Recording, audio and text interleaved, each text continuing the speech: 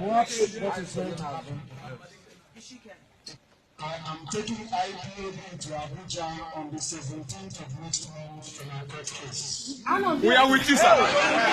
We are with you. There will be 2 million people in Abuja. Yes.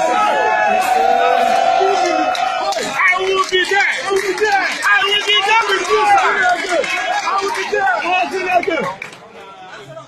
Hey, we take the battle to our enemies. Yes, sir. And let me make this very clear to you. You are under oath. Yes. And by virtue of that oath, you are under direct order from me. Yes. Any day you wake up, you hear I've been arrested, born Nigeria down to Yes, sir. Yes, sir. Yes, sir. If we abandon Chukwukika Biama in truth and honesty, please goodbye to Biafra. Biafra had in the pure years.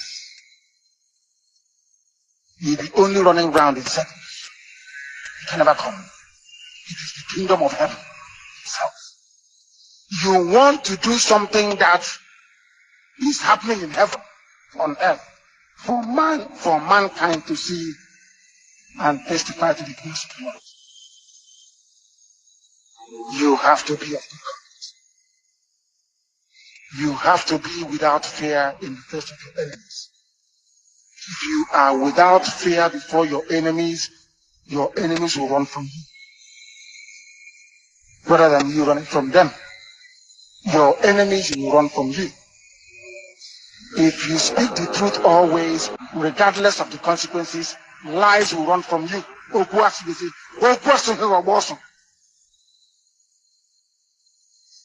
You must protect those who cannot protect themselves, not to steal from them. I repeat, it is your job as a child of heaven, IPOB family member, to protect those who cannot protect themselves. That is your job. Not to kidnap them, not to rob them. You must be of good conduct that Chiku Okike Abia left. If these conditions are not in place, Biafra will not come. And talk me like an auntie. Biafra Gahabia.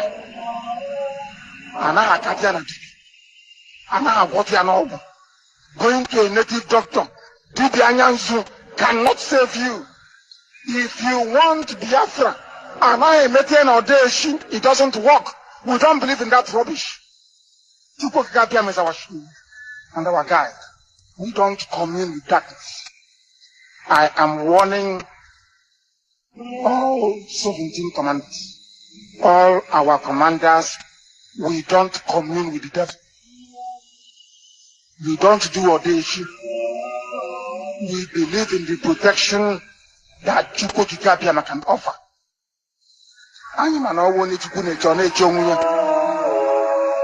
The weapon you need to protect yourself is your gun and your ammunition. We don't what they want to do. But if you ask Satan, what is the alternative to Biafra? Even Satan cannot answer because Zoo is a failed state. They will recruit all the Asabo from everywhere and fund them. Ojukwu faced worse than what we are facing today. Yet he held out for 3 years. Talk less of when we are able to match them, toe to toe.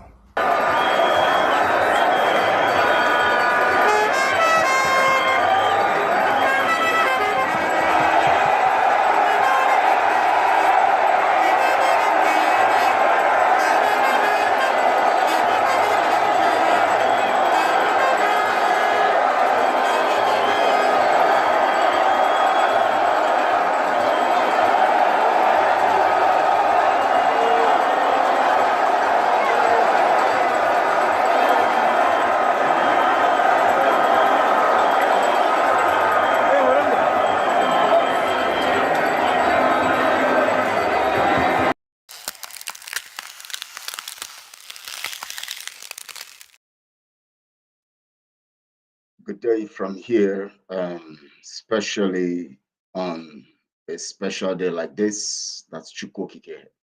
Abiyama has granted us Umuchineke, God's people, not the Umuchineke of Mejiofo and Co, but Umuchineke, God's people indeed. I want to welcome you to this live broadcast today. Today is the 15th day. Today is Thursday, 15th day of June 2023. And of course, we are approaching the weekend, almost rounding off for the week. I want to thank you wherever you're joining. I say welcome. It's it's an opportunity having you here, and it's a privilege to also have you here. And it's an opportunity to talk to you today and to get us abreast with facts and things that are happening. And it's important that we look into facts and things that are happening because as Biafrans, we must always think wide and far to know what are we doing, what we're doing, how successful we are, how much we are achieving results, and what we are doing wrong. It is from when you analyze your actions at any point in time, you can tell, what you are doing wrong and what you can do better, and that is important because what you are doing wrong it helps you know what you can do better, and what you are doing already that is good can also help you propel your ability to do better also. So the wrongs and the rights help us to get results. I want to appreciate you guys, those who are always here consistent. In fact, your encouragement and everything, makes me go on to stand on the path of truth, knowing that there are people who believe on the concept of truth too and who are behind me. Thank you so much, Edith Nedu, for being here and the first person to send a message. I want to appreciate you. This is Biafra Global Network. My name is Kelechi Ambrose, and especially also, I want to say to you all, whether in Biafraland or wherever you are found all over the nations of the world, it is our opportunity to make a difference in this life. It is very critical that we make a difference in this life. And fundamentally, it requires humans to make input for God to seal up everything and make it grand. And if we think we are going to wait and fold our hands for God to get things done for us, then we know we are going contrary to the principles and rules of nature. If you look at scripture, you discover God is always using people whenever he wants to do something, he uses people to achieve it. Thank you so much, Edith. God bless our great leader, Mazen and the cameraman K. And that's it. And please share this broadcast as you watch now. If you're watching, please share on all social media platforms. Let people join us because we're going to be talking critical things today. I'm going to be telling you a very, very, very, very horrible story today. And through that story, I'm going to reveal so many things to you today. I want you to know that so many things are happening, so many things have happened, and some of these things that have happened in the past are propelling factors for the stunted growth we have today, in Biafraland. Some of the things that have happened so far have actually affected the way we operate, the way we do things, and affected the way we understand things and our idiosyncratic approach to matters of the current situation and of the now. Sometimes we wonder how our people behave now, but the truth about it is that you cannot just think that things just happen because they happen. No, there is a narrative that have been playing before now, and that have affected the way our people reason, the processes of our behavior, and how we handle things, and the way forward we move, the way we move, and all that we do. But I'm going to be giving you this analogy today that will help us to reason out things critically and then understand. I'm going to be bringing out the very, very important story, just one story, from what happened in Biafraland. And it's very, very critical, very, very disheartening, very, very terrible, and very, very horrible situation. Welcome, Brad Kelechi. Thank you so much, Edith Nedu. Thank you. Now, this story is very, very horrible, very, very, very, very critical. We know that we started on a note of the colonial masters or the slave masters coming into our land to get our people, and also at the same time to to buy us as slaves. And the slave business thrived because the people who were used to execute these projects of slavery, or the project of slavery, were indigenous. In fact, the slave masters were able to go far with the slave business because indigenous people were part of it. Now, you might just have to ask yourself the question, why, how come the indigenous people were part of it? And how come they so much got involved in these things to the point that they succeeded until they now amalgamated the contraption called Nigeria, and were successful to this point that over 100 and something years, we have a situation, over 200 years, of course, when slavery began properly, over 200 years. In the 1880s, when slavery began, strong, was so at the climax, especially in Biafraland and other parts of the contraption in the 1880s. These things were effective and worked effectively because there were people who actually patronized and helped these people conquer us. Now, welcome, Madazai, and thank you so much, ma. Good afternoon, Brother Kelechi. Good afternoon to you too from here, and I appreciate you for joining always, as always.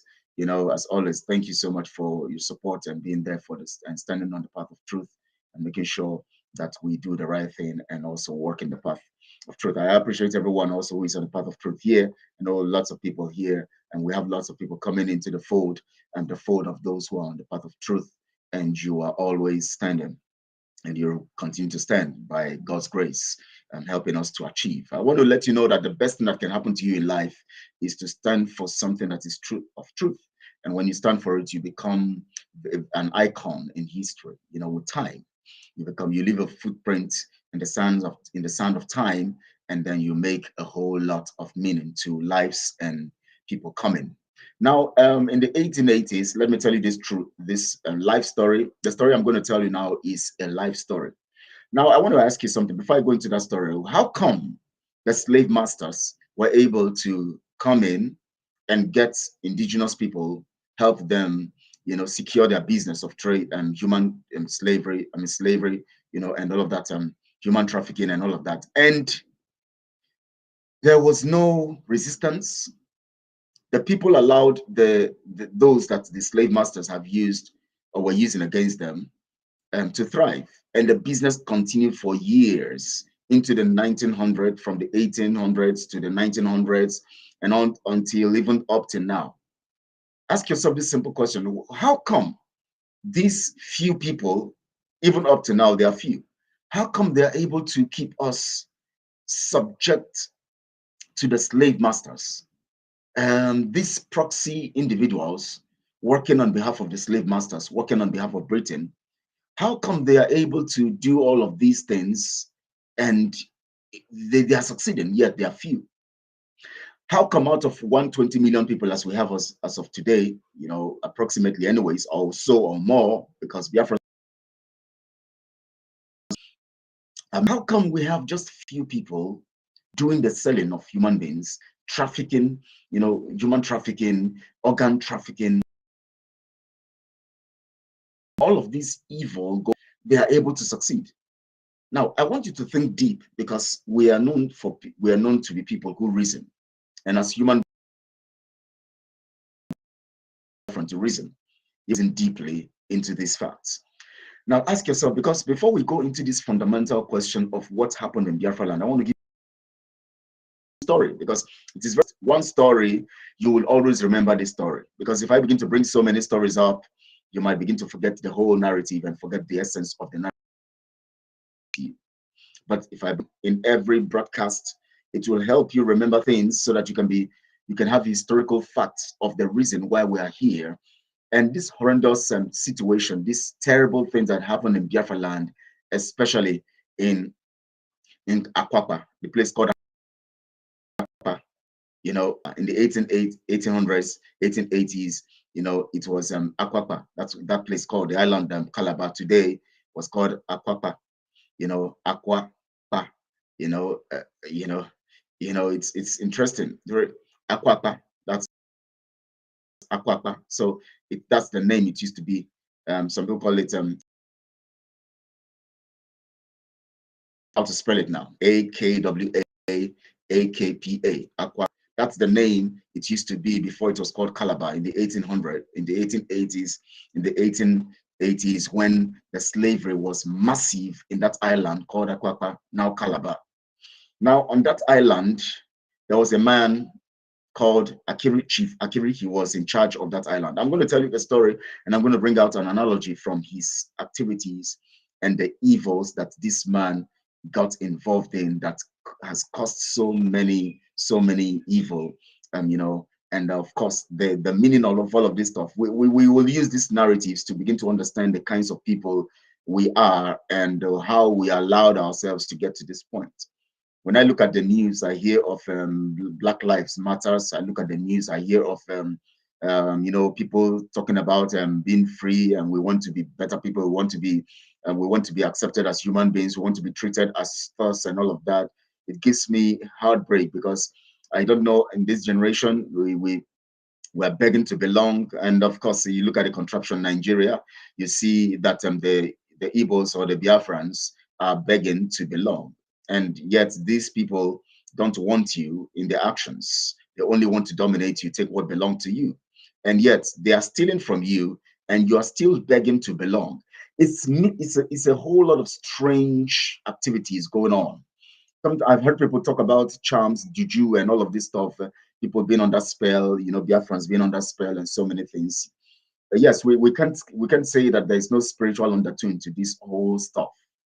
But spiritual things are controlled in the natural by humans. So if we have few people, you know, invoking and controlling thousands and millions of people, you know, under some kind of devious you know, ways or diabolic ways, how come it's possible that few people can hijack other thousands or millions of people? Let's say just 0.100% of people controlling the whole lot of 99.9999, you know, 0.001 and all of that from 0.009.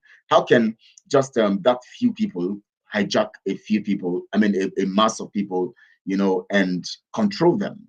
Because this mass of people also have access to spiritual powers. They have spirit, soul, and body, and their spiritual side is connected to the sovereign, that where they came from, or they come from.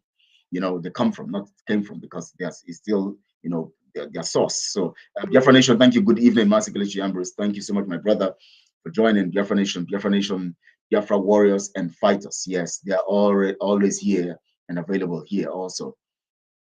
Now, oh, I'm hearing host waiting. Something is wrong. It seems the setting some ways. Something is wrong with the setting somewhere. I don't know. I have to check it later. I can't check it now because I'm already on. I don't know what's going on along that line. So I'll check it out later so that I'll be able to correct it. I don't know. I think the problem is that I had to restart another event, because normally what I do is I edit the previous event to fix in the details. But I discovered that since the last broadcast, I couldn't edit the title and I couldn't do it. So I had to, you know, and today again, I tried to get another title to edit it. It refused. So I had to start another event to impute the title. And I think it's now affecting, even now I'm trying to edit, it's not going in. So I can't even know, maybe that starting that title, that other event, a new event, is what has made that thing block. I don't know. Normally you're supposed to come in, you can add channel. I don't know what's happening, but you can just take the link and send it on your platforms for now, and pick the link up and send it, just right and join the live broadcast so people can join in. You know, just send the link, you know, that's they share the link of the program now, you know, even if you cannot broadcast live, then later I'm going to fix it so that we can broadcast live. Now, now I am asking us, what comes into your mind when you remember that few people in the 1800s helped the British to conquer their people? Yet the few people were so powerful that the indigenous people, or the masses, couldn't overwhelm them and stop them from taking their slaves or taking them as slaves.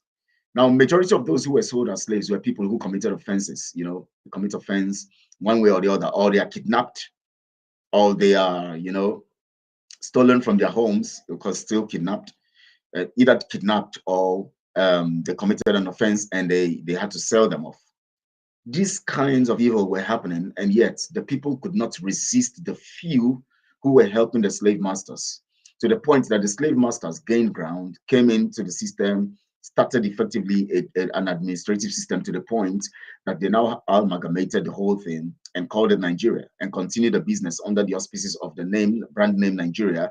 And up till today, even if the thing has expired in 2014, from 1914 to 2014, it is still a brand that is still selling. Nobody's saying anything about it. Everybody's quiet. What is the spirit behind these kinds of behavior from the masses, that they cannot overwhelm the few, putting them in slavery and dealing with them? What is really the problem? We have to reason, because we want to know where our problems, how our problems began, where they began, and what really is the problem, and so we can find out we can find a solution. Okay, now that leads me to this particular story I want to give to you now. But before I go into this particular story, very, very horrible story that I'm going to tell you now, before I go into this horrible story, I want to point out something to you. We've had situation where people funded people like Uwazurike, and then of course people funded Mazi Nnamdi Kanu, and then people are still funding. Some still funding the DOS members, and still funding Simon Ekpa. Now, you see, most of these people who are funding these men, these people, the DOS members, Simon Ekpa right now, most of the people who are funding them are professionals. What I mean that they are professionals is that at least they are learned, let's say academically, not academically to an extent sound, not intellectually anyways, because I am now trying to question their intellectual side. Now, a group of people decide to fund a project that has to do with life, or a project that has to do with, freeing a people, freeing a nation. And some of these people who are funding, who funded Uwazurike, who also funded Mazi Nnamdi Kanu, who also now some of them funding, DOS members and some other people. We have some other team coming out of that DOS members, people like people who are with Kanunta and people who are with Nnenna. Of course, Nnenna and Kanunta are together, and then we have Chikedozie and Chinansa and all of people having their own group, and where Mazi Nnamdi Kanu's wife is also, and then people are funding them in those different, corners and all of that. Now, for Simon also, people are funding him now, and some of these people, or most of them, let me say most of them, or some of them, are people who are abroad, and of course in diaspora. Some of them in Biafraland, some of them in diaspora, majority of them in diaspora, because that is where major funding comes from. Now, these people who are funding these few groups, sorry, please. Some of them are working in organizations. Some of them might be business owners with a structure, operational in their businesses. Some of them, at least, they are working in organizations where they see hierarchy, or they know about organizational structure. Structure, whether administrative structure, managerial structure, or whether, yes, basically, in the line to the point, whether they are the lower ebb or the lowest ebb or the heights of the business or the project or the workplace or the company or organization, at least they are working somewhere where things are done in order. And I begin to ask myself, why would anybody try to fund a project without first asking questions about the structure of that project? That is the big question, because I want to draw your minds to something here, because unless we begin to do things right, we're not going to get it right. That's just the truth. If you think that it's about emotion, moving a lot around and talking about and what we're doing, what we're doing and all of that, and we have to do this and we must support this person, then something is wrong with you, because you have not learned from the past. Uwazurike came up, and some people funded him. Some business people in Biafraland and outside funded Uwazurike. Nobody asked Uwazurike, what is the structure that would sustain this movement? Do you have a structure? How would the structure sustain the movement? How would the structure avoid or cut off corruption so that the funds we are bringing will not be stolen or used for personal purposes or aggrandizement? People just kept giving Uwazurike money and never asking about the structure. And we all saw how the whole thing ended with Uwazurike. Suddenly, it went down. Not only did he go down, he also made alliance with the enemies, with the British enterprise called Nigeria. and he got his lion's share alongside some of his team members, and he got his share, and they made a truce. They had a truce, and today he is eating his wealth. I'm not going to say he's enjoying it. He's just eating his wealth. And the majority of the people, just like what happened in the 1880s or in the 1800s, when the slave masters came in, gave some of the few people, you know, some monies, or and bribed them with sweets and all of. They were bribing them as things like sweets and all of that to kidnap their own people to be sold to the slave masters. People, nobody revolted. People were just living the life as if they were afraid, they were scared. All they did is, if they see, maybe they see someone and they know this person is working for the slave masters, they go and hide. Nobody, people could not come together to stop the slave masters. Now, the same thing also now came from that 1800s to now, 1999, 2000, 2001, 2002, 2003, 2004, and so on. Was Ruke came in, the people also started funding him. They never bothered to ask, what structure was Ruke do you have on ground that would make sure that these funds we are bringing into what we are talking about here, the liberation of Biafra, does not go aground. Nobody asked him questions, yet the people funding him are people, or who funded him, or still funding him. I don't know if they're still funding him. Are people, or were people who are working in organization where there is structure, where they cannot easily steal the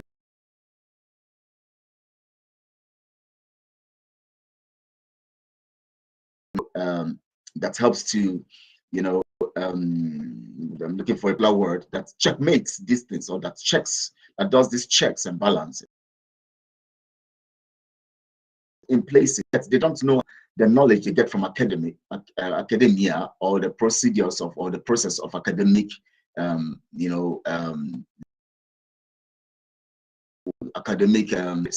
could help them also activate their intellectual capacity to apply these things. The problem is people who go academic to apply the concept of academic knowledge to intellectual processes or activities. Now, there is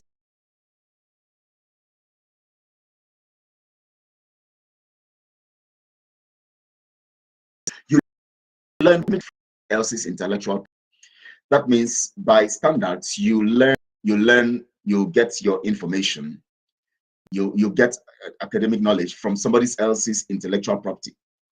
Their intellectual property. These intellectual properties are laid down as some things that would sorry, I'm trying to these are put down and laid down as things that should help you also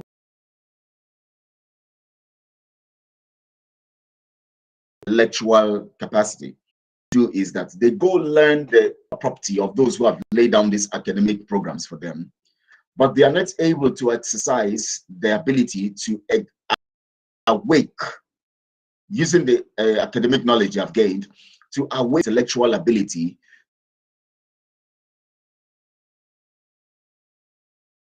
from academic knowledge that they have gotten. But academic knowledge is meant for you, because the West, Britain and all of that, they made it in a way that you only want to dwell on that academic knowledge without thinking that you have something in you that is intellectual of you, so that you can, kick it off and then awaken it by the concept of that intellectual knowledge, that academic knowledge that you have grabbed from somewhere, or you have learned from somewhere. Hey, go, thank you. You go in there, brother. Okay, it's your strength. He said, thank you so much. I appreciate you always here also. Now, so they learn other people's intellectual property, knowledge, get the knowledge academically, but they are not able to translate to help boost their own intellectual ability. So their intellectual side is dormant because it is only their emotional side that is active. The emotional side has a way of working with an academic program or academic details, because through academic knowledge or through academic studies, you grab information that is deposited on your emotional side. So all you do is you are foolish because you cannot exude your intellectual aspect all you do is whenever they call for academic stuff, whenever they bring up an argument, you quickly run into your emotional angle, and then you begin to exude from your emotional point of view your academic knowledge without engaging your intellectual side. So because that intellectual side is not engaged, you always always get into trouble in the long run.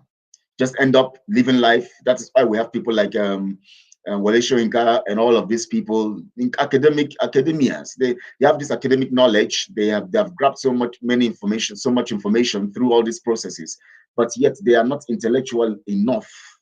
They are not intellectuals because they are not knowledgeable enough to stand for the freedom of their people and to get real knowledge of applying the academic knowledge to know that these people who brought this academic program to us have an ulterior motive, and they are stopping us from maximizing our potentials and getting our fullness in our nation.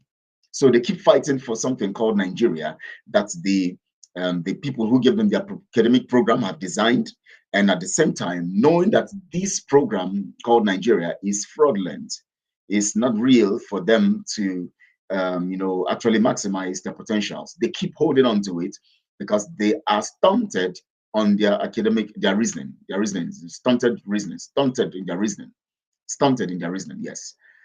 Now let's bring it now. Let me not go far deep into that because we're talking about the mind and all of this stuff. Remember, I've been talking about the mind, but as I go on, I'm going to expose more of this stuff and these facts. Now let's look at it. Wazuruke began this stuff. People began to give Wazuruke money.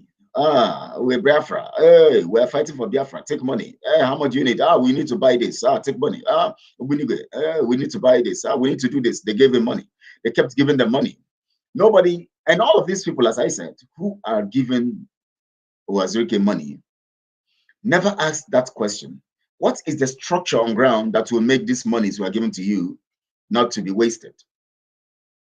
Nobody asked them, but some of them, or most of them, are working in places that there is structure. And the reason why where they are working, where they have their job, they are working, or their businesses are working, is because they have a structure on ground that manages the funds, manages the workforce, manages the resources of the company, and so that the company can achieve its objectives.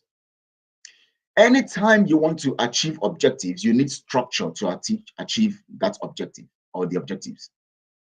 Once you have no structure, you cannot achieve those objectives. And anytime those objectives, and anytime your structure is centered around one person, you are going to go aground. You're going to lose it because no one person can organize and become the alpha and omega of a structure. No, it doesn't work that way.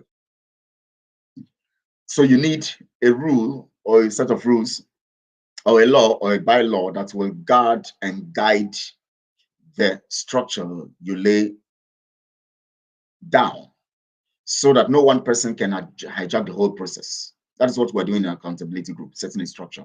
Now, before I go there anyways, before I talk about accountability and all that, now let's go forward. Wazuruke received all the funds and you saw how it went. As soon as he messed up and sold out, still the people who funded him and the masses that were screaming and supporting him couldn't come after him to demand for accountability or demand for why he dropped the agitation or demand for justice for the betrayal. They didn't. The same spirit that was in the people in the 1800s when the British came and few of their people were kidnapping them, taking them, selling them as slaves. The majority of the people sat down, moping, hopeless, afraid, and never asked questions. They never demanded or rioted or went with force to stop that. If they had done that, maybe they would have conquered the colonial masters. They wouldn't have been able to penetrate. But these colonial masters kept succeeding because there were few people amongst the people who were helping the colonial masters carry out these programs. And the majority of the people refused to stop these few people from doing that. Even when the About Women riots began, when it has gone so late, 1929, after many, when the tax was so heavy, they now decided to riot. So how it went. What did the men do? What did the people do? Everybody sat down, allowing the few the few people, what are they called now? Somebody remind me, the tax collectors, what are they? Warrant chiefs, to continue helping the British steal from them. The same thing happened. Wazuke went away with it. Nobody asked him question. Mazi Nnamdi Kanu now came into the picture. People now started funding Mazi Nnamdi Kanu. Of course, we know Mazi Nnamdi Kanu has a genuine heart. Mazi Nnamdi Kanu had a genuine heart. But the truth about it is that when you want to achieve, genuine heart is not enough. Good spirit is not enough. Good personality is not enough. In fact, being an angel of righteousness is not enough unless you are in the realm of God. Unless you are God. Only God can do that. Not be you are gods, where you talk about gods in the realm, in the sense of humans having at least a likeness of God. No, we're talking about God alone. That was why Jesus said that it is only God that is perfect. It's only God that is good. Nobody could sit around Mazi Nnamdi Kanu. Hey, Mazi Nnamdi Kanu, we need to do something now. Wazuke failed, and he failed because there was no structure, and monies were stolen, and things went aground. In fact, he now also took money from the Nigeria government, and they sold out. So now, Mazi Nnamdi Kanu, I think we have to do it better now. And none of them could sit professionally with him to say, Mazi Nnamdi Kanu, you're a good man. We understand you're a good man. But we need to set a structure so that it will help us utilize your goodness appropriately. You know why they didn't do so? They saw the criminality with Wazuke. They only came to manipulate Mazi Nnamdi Kanu to believe that Mazi Nnamdi Kanu, you are a good man. Continue doing it. We believe in you. And so Mazi Nnamdi Kanu felt that with him, it was going to work. Mazi Nnamdi Kanu allowed for it to flow that way. That means, let's go on. He said he calls this one, hey, you are the one taking charge of finance. They will put money in your account. Hey, you, this, money goes here. Hey, you're in charge of money and all of that. The things went the same way, no structure. But Mazi Nnamdi Kanu, with his goodness, never understood the intention of the people around him. He never knew that their intention was so extreme to the point where they could be killed, where they could attack him and plan for him to be killed. He felt that he knew there were bad eggs. There were bad eggs amongst them. He knew that some of them are just desperate for money. But of course, he felt that, okay, he could manage that. And maybe they get what they want to get the money. But in the end, let them do the job and get the result. But he never knew that these ones are not even interested in getting Biafra at all. In fact, if they have a way of selling him and making more money, they will do that. And so Mazi Nnamdi Kanu was moving with people telling, we believe in you, just continue. No, just continue. No, we don't need all, let's just continue. So they made him relax. And he never thought about setting a structure, not allowing one person control funds, not allowing one person take over. Thank you, Kunon View Media. Ego says something here. Let me see. I didn't want to come to the message. Okay, I'll go to the message column later, because I want my mind to be concentrating on the things. You can send the messages. I'll read them later. I'm going to read the messages. Now, so they came around Mazi Nnamdi Kanu. They saw that Wazuke got away with the whole manipulation and stealing and all of that. Nobody did anything. Biafrans didn't do anything. You and I sat down. We just allowed everything go. We felt it was one of these. Hey, he has stolen our money. Hey, he has sold out. That was the end. We just make noise around, talk to our people, gossip around, and that was the end. And so Mazi Nnamdi Kanu came in. The people now cashed into that situation the same way. In the 1800s, the warrant chiefs were not questioned by the people. Those who worked for the colonial masters were not questioned. Rather, people were afraid. Nobody wanted to say anything. And maybe they would be saying to themselves, if we talk now, the chiefs who are selling us out, if we talk now, they might come to kill us. Or who would become the next chief? Let's just continue with this chief. Maybe the next one will be worse. So many kinds of reasons not to speak out. The same thing also when Mazi Nnamdi Kanu came up. They capitalized on his goodness to make sure he doesn't set the structure right. It was strategic. They made sure that the goodness of Mazi Nnamdi Kanu was used as a tool against him. That means tell him how good he is and give this person responsibility. When you talk about Radio Biafra, he gave this one responsibility. Go and get this, go and get that, go and get that. They carried the money. They take the money, they divert the fund, and today Radio Biafra is only restricted. In spite of the millions spent on Radio Biafra, nothing. The DOS also, DOS people also came up and all of that. Let me, before I go there now, some of course we hear of people like Nena taking the funds and all of that, and being in charge of the funds, Madam Oibo being in charge of the funds, and because there is no structure to monitor the whole thing, everything went down. The people that were put in those positions, being the structure themselves, now of course handle the resources and handle things like they are the structure. So they hijacked it. So all of you know what happened. Now, that was why Mazi to the said, if I have an opportunity, tell Chukwokike, I will not talk with any of you again. I will never talk with any of you again. But if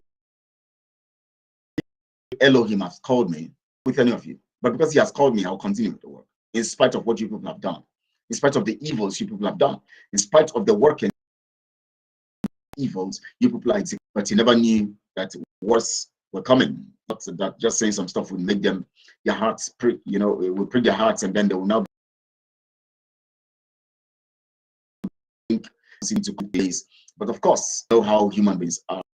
When they begin to get away with criminality, they can always outwit other people and still go away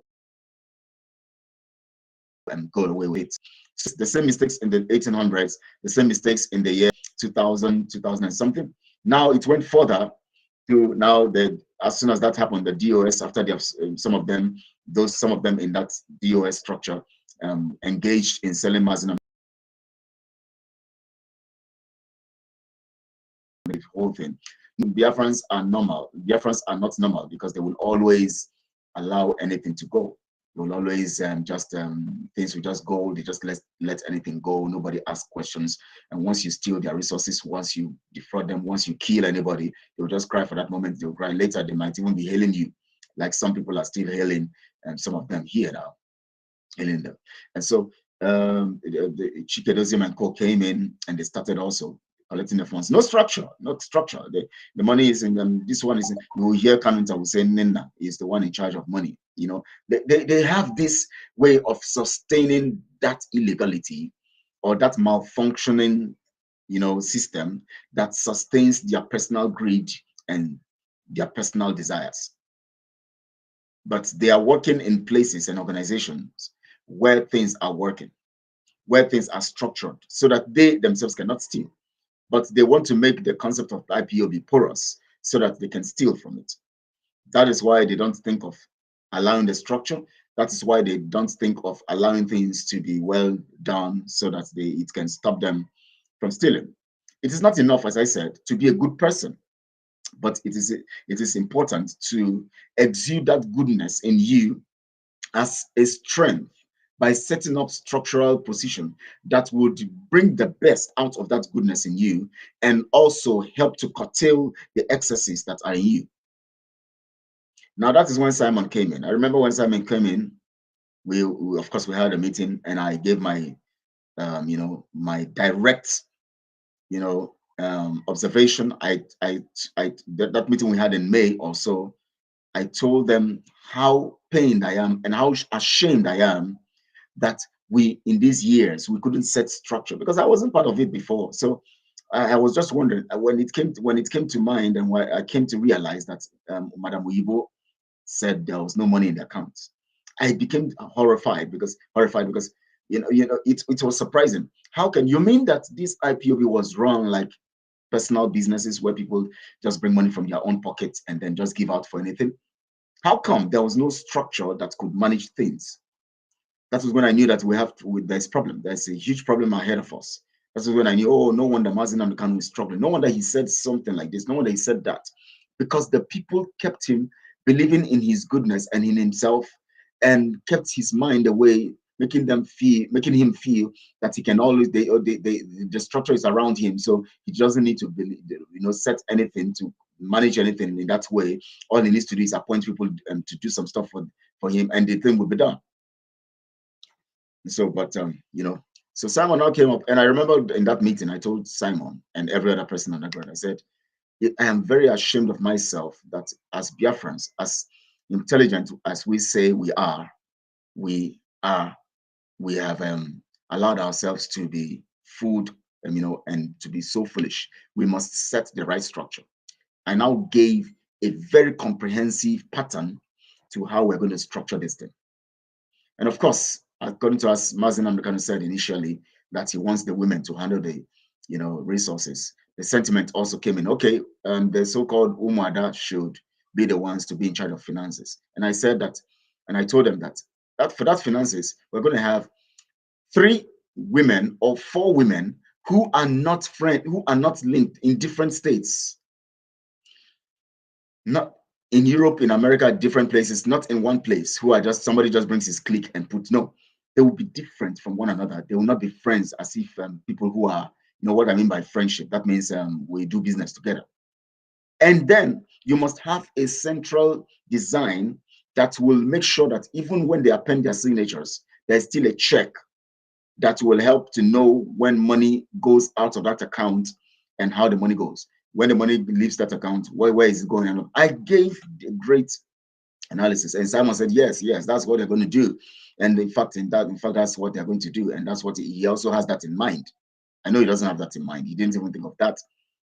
Because anytime you want to give him an idea, all he tells you is that, yes, he already knows. Yes, he knows. Because he always knows everything. So he said that's going to happen. I said, thank God.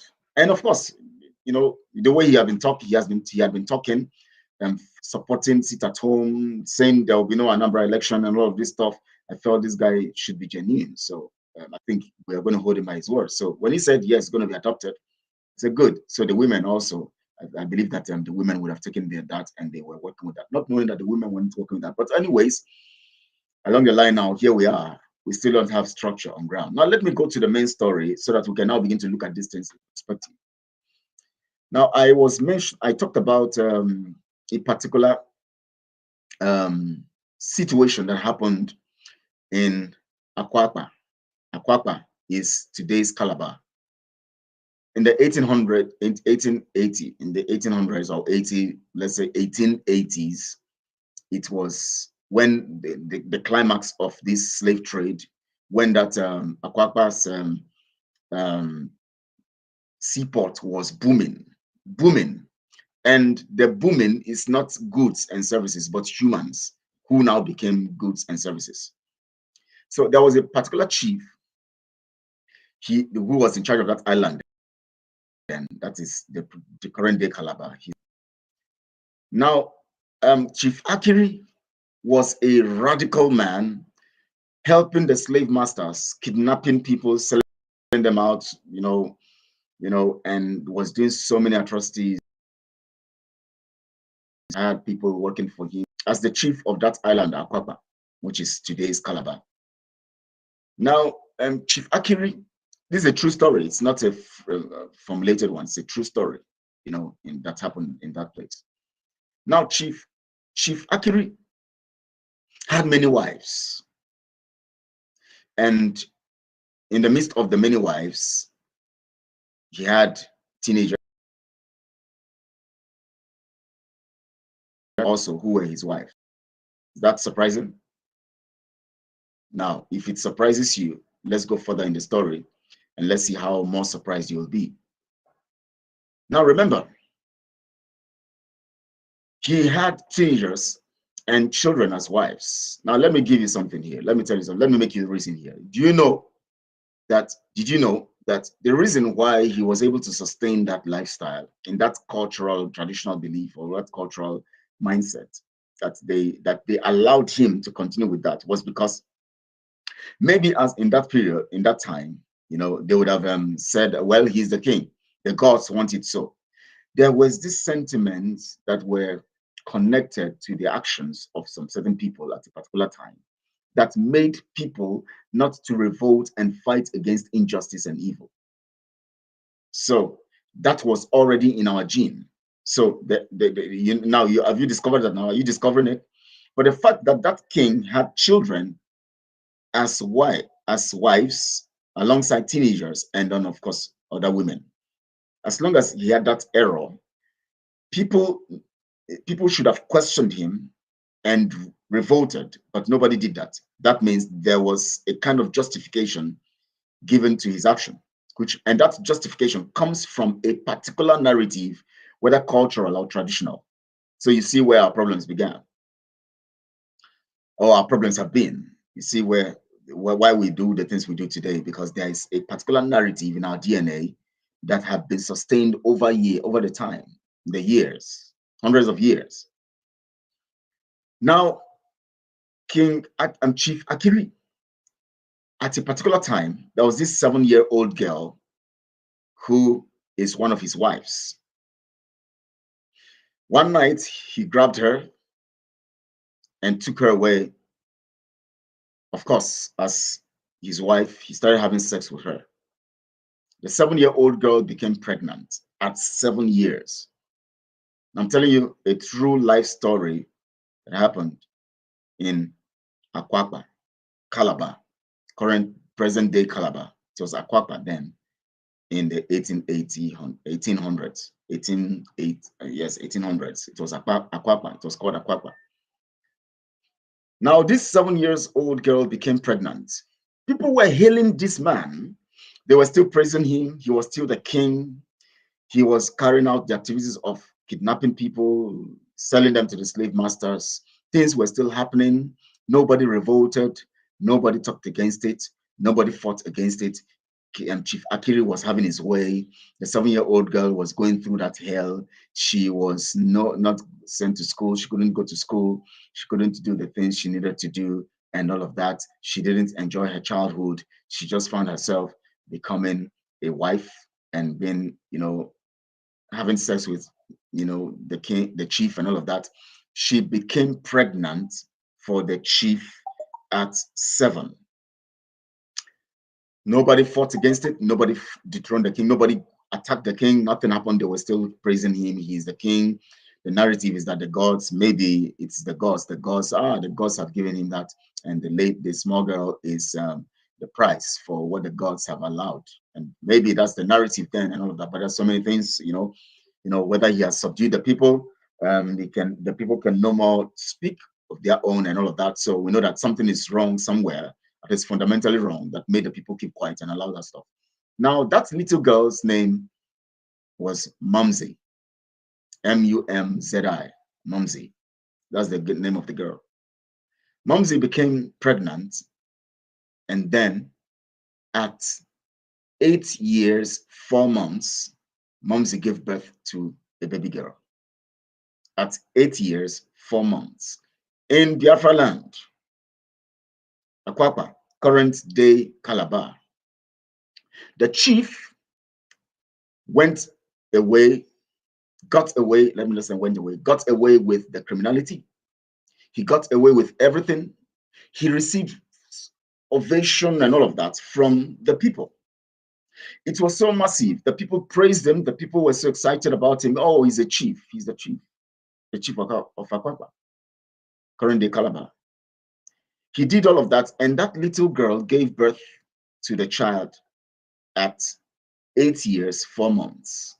She continued living with the man. She's also the man's wife. She went through that process, and at 17, when she became 17, when that's her, let me put it this way. When her daughter, old as she was when shaken and abused by that chief, she gave birth when she became 8 years, 4 months. The same chief also took this little girl, the little daughter of this same woman who is now 17 years old, pregnant at the years. He now 7 years old daughter of this this woman is now 17 years old. So years old. Gave birth at 8 years. So she has now become 16 at that time. The daughter at 7. For the same chief also had sex with his daughter that is now 7 years old. That his daughter now became pregnant also at 7. Same way the mother of the little girl was pregnant for that same chief at 7. Is it? Are you surprised? This is true life story. It is not a make-up story. It is not just it happened. Akwapa, today's Calabar.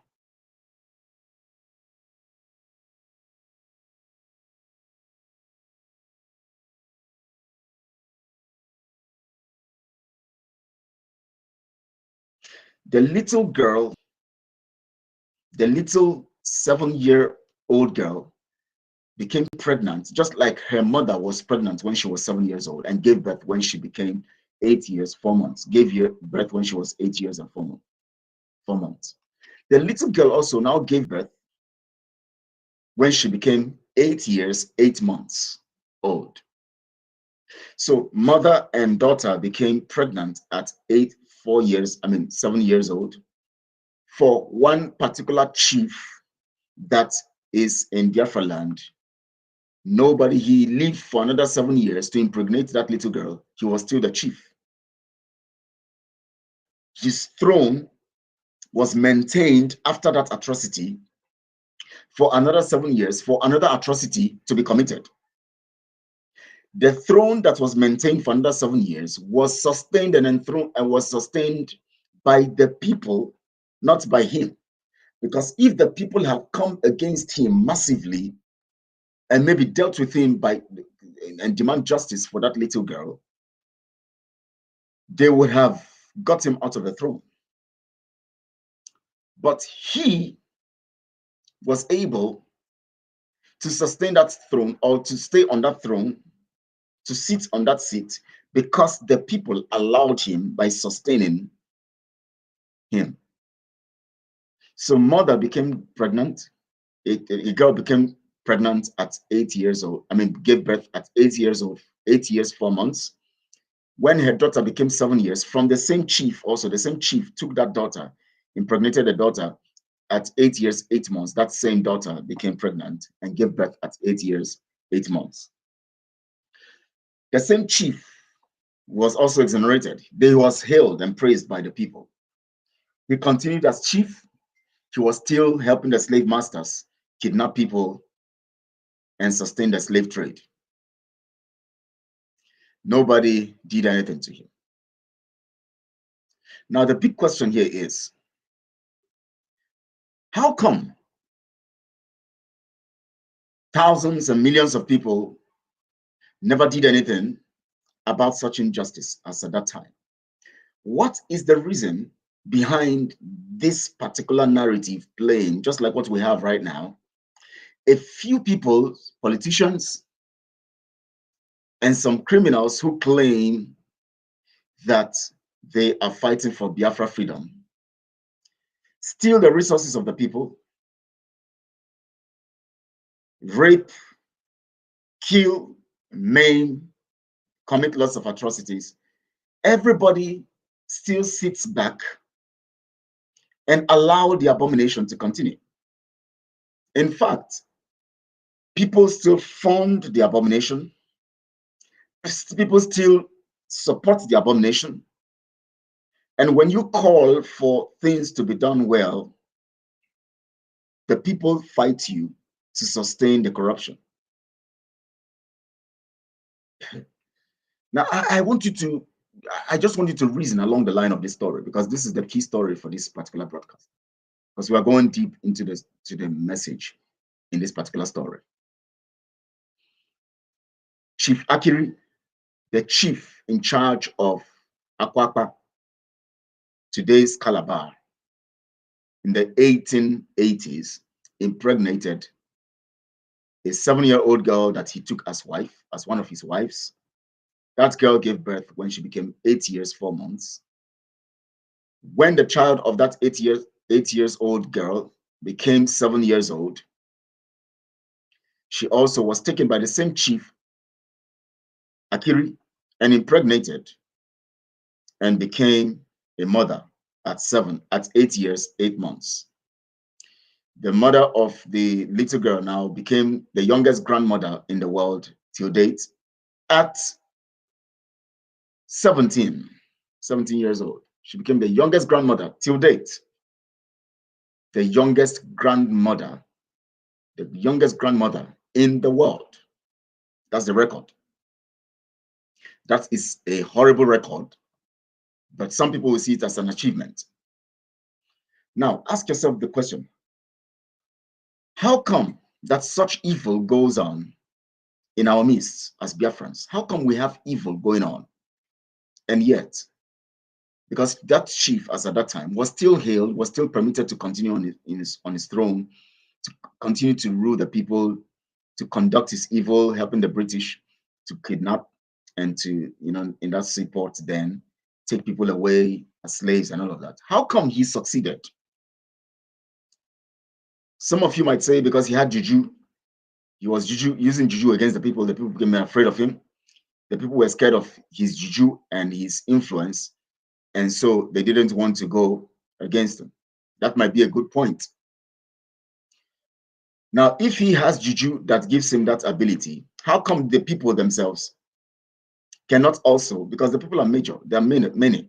He's just one person and maybe few people working with him. So if one person and few people working with him having that juju, how come the people cannot come together and even look for their own juju to overwhelm the few that want to destroy their lives or destroy their lives? That's the big question I ask. How come that today, in today's world, we have few people in the Ohanese clique, in the Pandef clique, in the political circle, all of them, few of them come together, and other cliques coming together, even in the academia and all of that, few of them coming together, and they are able to sustain this evil that have continued from that time of that Chief Akiri until now. And the same people are being used to enslave the indigenous people until now. How come? If they have a particular juju that is making everybody behave stupid today, then why can't the people come together also to acquire their own higher juju? Let's just believe that it's a juju. What I mean by juju is a power to control. Because when you talk about juju, I don't talk about patronizing demons. Because we can never patronize demons in the quest. Because if you talk about their juju, our juju is higher. Because our juju is Chukwu Okike, the one who created heavens and the earth and created that juju those people are using. Because Chukwu Okike is not in charge of that evil they were doing, the atrocities they are committing. It is not by Chukwu Okike. Now, my question here is, why do we have our people always promoting these kinds of evil? Either by being indifferent, that means saying nothing about it, or not caring about it, or just, oh my God, not saying anything about it. Why is it that our people just always see evil and ignore it? Now, if these few people controlling the people till date, the politicians and all of that, have the so-called juju around them, some of them, they said, when you want to go there and you want to kill them, they disappear. You mean the masses, the millions of people, don't know what to do to come against the few who are working under a juju created by the God that the masses claim they are serving? Are you saying that the Chukwu Okike that we pronounce and we talk about is not strong enough to disarm the few juju people? Don't you think that there are things we're doing wrong that makes Chukwu Okike look at us so that we find ourselves being defeated? Let me say this to you. Do you know what God said in the book of, is it Deuteronomy or so? Oh, Jeremiah, please, someone remind me. That's how I can remind because sometimes it's a long time I actually quoted that. God said, my hands are not short that I cannot deliver you. Neither my ears too heavy that I cannot hear you, but your iniquities have separated me. That means there's something we're doing. That means your wrongs. Iniquities mean wrongs. Now, when a group of people patronize the devil to strengthen them, just like Simon have told you, that he can patronize any evil to do anything, to get Biafra, which is not possible anyways. We know it's not possible. How come we that are standing on the truth and who believe in Chukwokike cannot invoke the power of Chukwokike and do the right thing? Do you know, or let me put it the way it's supposed to be, did you know that being indifferent and sitting on the fence, not sitting down now, sitting on the fence and telling yourself, it has spoiled before, I don't know, Mazinam Kanu has been kidnapped, I don't know who is Janine again, and sitting down and watch things go bad is a wrong. Do you know that? When God said, my people have done wrong, their iniquities have stopped me from acting on their behalf. Do you know that you out there who is saying, where do we go now? If we allow this evil to get away from us, if we stop supporting the so-called DOS members, if we stop supporting the criminality of Simon, who then will lead us and how do we go? Do you know that that statement alone is a proof that you are patronizing demons and you are underrating Chukwokike? And that means you are doing something wrong that will make Chukwokike not even do for us what we are supposed to get and give towards Biafra. I'm not going to talk about those of you now who are supporting this criminality going on, just like it happened in the days of Chief Akiri against Mumsy, the little girl who was impregnated by that chief. And yet the people in that era did nothing against it. They allowed it to continue. The king continued. He reigned and reigned, continued his atrocities, kept selling the people to the slave masters, and kept doing the things he was doing.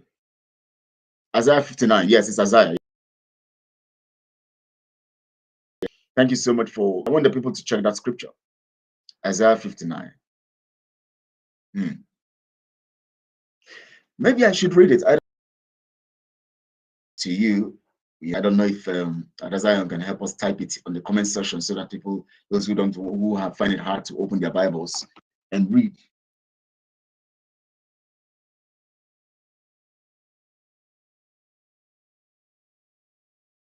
See it, so that we can also be emboldened by him, because people are using juju against juju. Then what? Isaiah 59 verse 1 says, behold, the Lord's hand is not shortened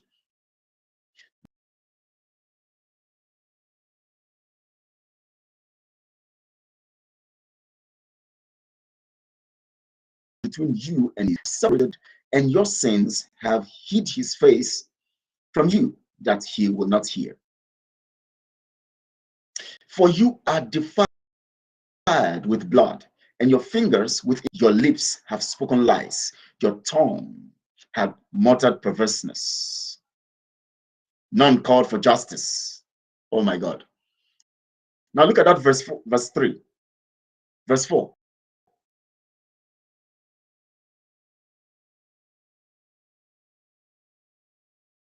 Girl, no one called for justice. And the soul of that little girl and her daughter at 7, and the cry of that little girl got to the Lord. Who knows why we are today suffering the way we are suffering? That is just one of the stories. And so many of them happening in those days in Biafraland, because that chief was also a friend to many other chiefs. And all those chiefs were committing atrocities in their own dimension, in their own, location and all of that. Now the people refuse to revolt. When the people refuse to revolt against evil, they get the consequences of that evil. Now, what God says here, now what Isaiah said here when he was talking about the law of God here, he says, none called for justice, none know any plead for truth. They trust in vanity and speak lies, and they deceive, they conceive mischief and hiring forth iniquity. Now, this scripture is massive, but I will not be going deep into it by talking about, but I'm just pointing this to you now. I want to go to that verse 4 and talk about nobody calling for justice, nobody talking about truth. They are full of lies and deceit. They kept supporting this man, Chief Akiri, who destroyed the happiness of a small girl. Now, let me give you an instance. In the book of I'm trying to remember. I think it's it should be in the book of Kings. Remember what is First Kings now. There was a particular issue. First Kings, yes. In the book of First Samuel 2. First Samuel 2. There was a particular incident that happened. Second Samuel, First Kings. Second Samuel, First Kings. After the death of David and all of that. This particular incident happened during the period of Eli. The children of Eli and all of that were committing atrocities. Angry with his children, Finneas people. And there was this anger from God that invoked a plague. The criminality and the evil of these children, of Eli's children, was not resisted by the people. Now, let me tell you something. You cannot stop anybody from designing or conceiving evil. Just like what we see today, the members of the DOS conceiving evil, those who sold Mazen and Kanu. Like what Simon is doing with his gang rogue team, stealing from the people. You can't stop people from conceiving evil. But you can stop them from executing or projecting this evil to an extent. They might carry it out the first time, but if you don't resist it, you will sustain it. It is either you are resisting the evil or you are sustaining the evil based on your action, which means you are also an accomplice if you don't resist it. When Chief Akiri did that evil, the people didn't resist it, so they became accomplices because they were praising him. He still kept on the throne until 7 years after he now took the daughter that was born as at that time and impregnated that one too. His own daughter impregnated that one too. And then that one also gave birth. Nobody resisted it. Nobody stood for justice. Nobody said the truth. People were telling themselves lies and hailing him. So which means the people became accomplices. Now the evil that was in those days moved from generation to generation until generation, and we still keep finding it. The reason why it surpassed the 4th generation, because every curse by spiritual law gets terminated in the 4th generation. But it all depends on that 4th generation to stop it totally or eliminate it, either by ordinances or by prayers, going against the root. Those in the 1st generation can stop it by their actions. The 2nd generation can also stop it from going into their own 4th generation by their action. Those in the 1st generation can stop it not going into their own 4th generation by their action. Those in the 3rd generation can also stop it from not going into their own 4th generation. So you see that when people don't do what they're supposed to do to stop a particular evil, rather they keep supporting it, it moves from generation to generation. And that is why you saw that it has surpassed so many generations into centuries, over 200 years now, and have come to our generation. Now, we see how people keep supporting criminality.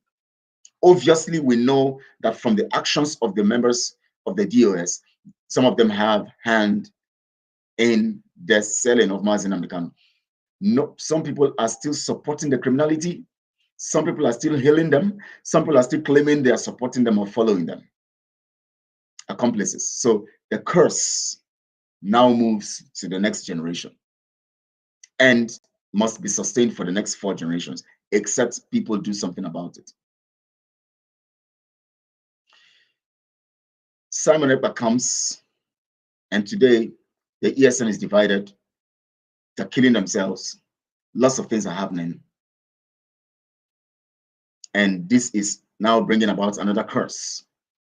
And some people, by their ignorance or by their wickedness, are supporting the criminality to also sustain a particular curse that will push us forward. Now we're looking at the acts, that have delayed Biafra freedom. Now let me go critically. We are trying to stop, that's by every action, to make sure that Chukwokike takes away the curses that have come from the time of Chief Akiri and that have been sustained to us. You just begin to wonder, how come, in spite of the fact that Mazi Nnamdi Kanu is a good person and all of that, yet he's struggling to get Biafra restored. That is why he said Biafra is going to be the last miracle, because it will take a miracle for it to come, because the people themselves are not ready for it. Now, I gave you an analogy. I said that most of the people funding Simon, funding the DOS, of course, today you know that the only thing that Simon says when he wants to raise funds is ESN funds. After ESN funds, then the narrative changes. Biafra Liberation Army. Now, I want to bring your mind here, because when you don't understand some stuff, knowledge is key. When you don't understand it, you'll understand. Now, there was a time last year Simon began to project and propel to implant in the minds of people subconsciously that his name is ESN also. So people what they don't know is bigger than them. So he now brought a narrative of ESN, trying to make you believe or to feel in your mind that the ESN was being, it was like a prophecy made by Mazi Nnamdi Kanu, which is being fulfilled by him being present. That means he being ESN means that it was a prophecy fulfilled. So the ESN, in the literal term of what Mazi Nnamdi Kanu was talking about, is him coming into the picture. Now, some of you didn't understand that it was a plan to sustain that particular narrative, ESN, in the fundraising that you see today. So the fundraising you see today, when you see ESN, fundraising for ESN, is not actually the ESN that Mazi Nnamdi Kanu erected. It's actually for the ESN. Someone is trying to make you feel is a revelation for the now, which connotes him or is fulfilled in him. So that is why he told that journalist, he said, they are funding my organization. People don't understand all of this stuff. That is why we will continue to live in perpetual suffering if we don't do things well. Simon was deliberately talking about his organization, which he makes you believe that what you don't know is bigger than you. He said ESN. ESN is not that. He made you believe as at that time that ESN, that he is ESN. That Mazi Nnamdi Kanu was actually talking about him coming back.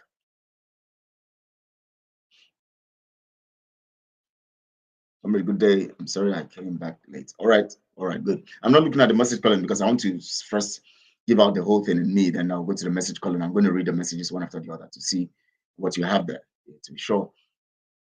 Now he said he's ESN, and then suddenly he began to make you feel that his ESN is what Mazi Nnamdi Kanu was talking about. Now that gives you a perspective to the knowledge he's trying to pass to you, or the mindset he wants to give to you, that ESN, which is Ekpa Simon Njoko, is what Mazi Nnamdi Kanu was preaching about. So the fulfillment of that is in him. So even the ESN narrative, which talks about the dragon flag also, he now called himself the dragon. He now tells you about the dragon being him, and at the same time, yeah, please, you can come in. The link is there. The link is there, of course.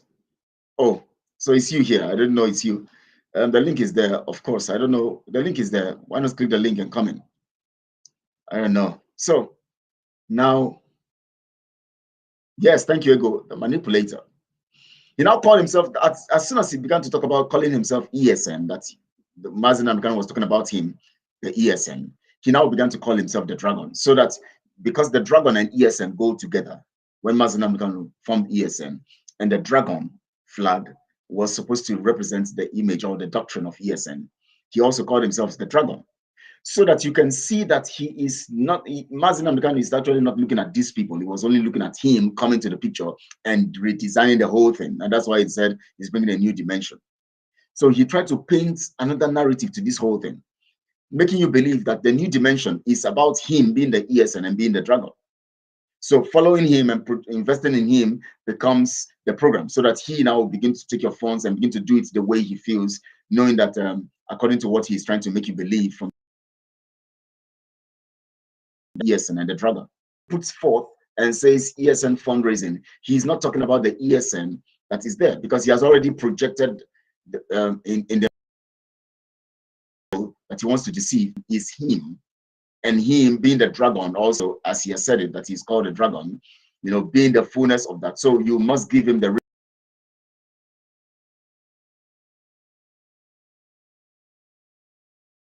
and that is, so indirectly he has the other yes, and that is why he started making statements so that the Nigeria government will start going after him, so that the Nigerian government would destabilize them and destroy them. And then, but his team, his men, Batolu, is not being attacked by this government. His camp is secure.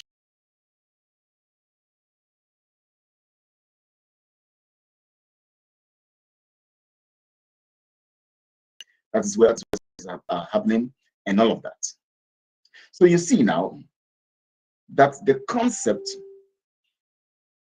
you know, of that year was the narrative being sold to you.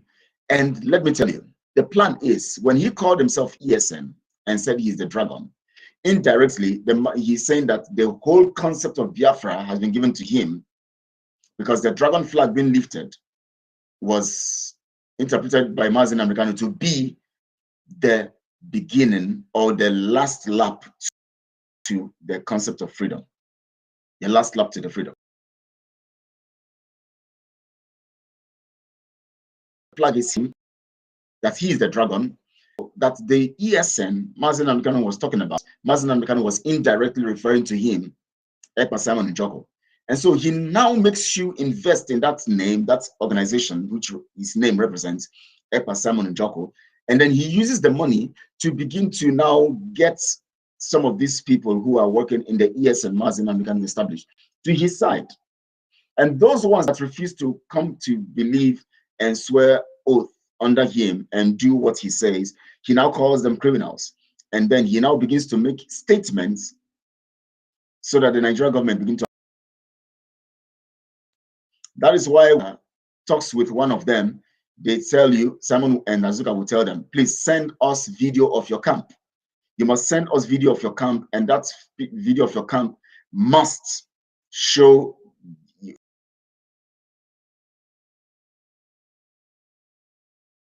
And at the same time, make us know the particular location where that camp is. So that particular location where that camp is, before you know it, in less than 1 week, that camp is attacked and the people are killed. Anytime Azuka, through, of course, Simon working through Azuka, ask them to send the video of their camp. 1 week after, that camp is attacked and they are killed. You know why? They needed to destabilize and break the ESN from the Mazen Namdekan, so that he would use the manipulation as ESN, which he, in his own mind and in the context of what they're doing, mean Ekpa Simon Njoko. They use it to raise funds. Tomorrow he's going to tell you, but I told you, by tomorrow now, after everything has materialized and all of that,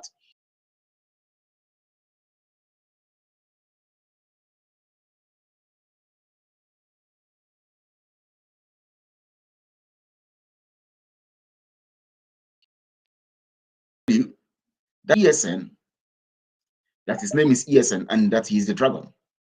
And so if he's, oh my God, Comrade says he's not, it's just showing me with, oh my God. Okay, now I know why. I know why. Sorry, people. Sorry, I'm sorry, everyone.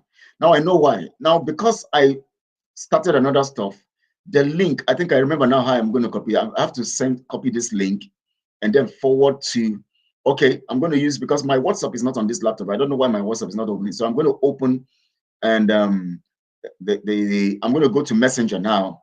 And through Messenger, I'm going to, oh my God, it didn't occur to me that this is how I was supposed to go. So I'm sorry, my Biafra warriors and fighters, and all of you, please, I'm sorry that I couldn't do this here. So let me post it now, the link to the studio. So, okay, I've posted it now on Biafra warriors and fighters. Now let me send it to Comrade Ken. Let me see how I'm going to send it to you now. I hope I have your stuff here on Messenger. It can show on my laptop here. Okay. Okay, which of the name do you have on? Okay, let me see if I can. I think I have your name here, but I want to I'm trying to look for the recent name that the recent Facebook stuff that you have. Let me see if I can get it. I'm sorry. I'm really sorry. No wonder I was wondering now. People are saying that waiting. I was wondering. I forgot that once you open another link to start the broadcast, you need another you need to send a link. I thought it was still going to be the same link, but I'm sorry. I'm really, really sorry. For those of us who want to come in, I'm really, really, really sorry. Oh my God. Why am I not finding this stuff so that I can forward this link to you? And then I wish I can get the name. If you can send me that, if you can send me a hi on Messenger so that I can send a link to you. Comrade Ken, please send me a hi on Messenger so that I can, on the Messenger you are using, so that I can send the link direct to your Messenger. I need to do that. I'm looking for it, but I'm not seeing it here. I don't know. I don't know. I'm looking for it here. Now, I want us to look at these things critically because we need to understand these things in perspective. Okay, let me see if this one is the one you're using. Let me see if this one is the one you're using. I just sent the link to one of your messenger now. I don't know if that's one. I think you're using that one. Yes, yes, yes. I think I'm seeing you type there now. So I think that's the one you're using. Okay, that's the one you're using. Okay, I've sent it to you, please. I'm sorry. Please, those of you who have been waiting, Biafra warriors and fighters, please, I'm sorry. I didn't send the link on time. I'm sorry. Anytime I open, because of the trying to type, this thing, it doesn't edit for me. So when I want to impute the topic, it doesn't edit. So I have to restart another link, another schedule. I didn't know that the link will still change. I forgot that the link will, not as if I didn't know, but I forgot that the link will. How that, and you sum it up there and then connect. So Biafra warriors and fighters, let me please, if you're here, just take it up and all of that. This is a new studio link. Please come in. New studio link to add channels. Add your channels. Oh my God, this is very, very important. I wish that you guys have got this earlier. It would have helped because this particular broadcast is loaded with information. Now, let me explain it again. Why is it that people who work in places where there's a structure, you work in companies where you earn your salaries and all of that, now come to the issue of Biafra, they just give out money without asking questions?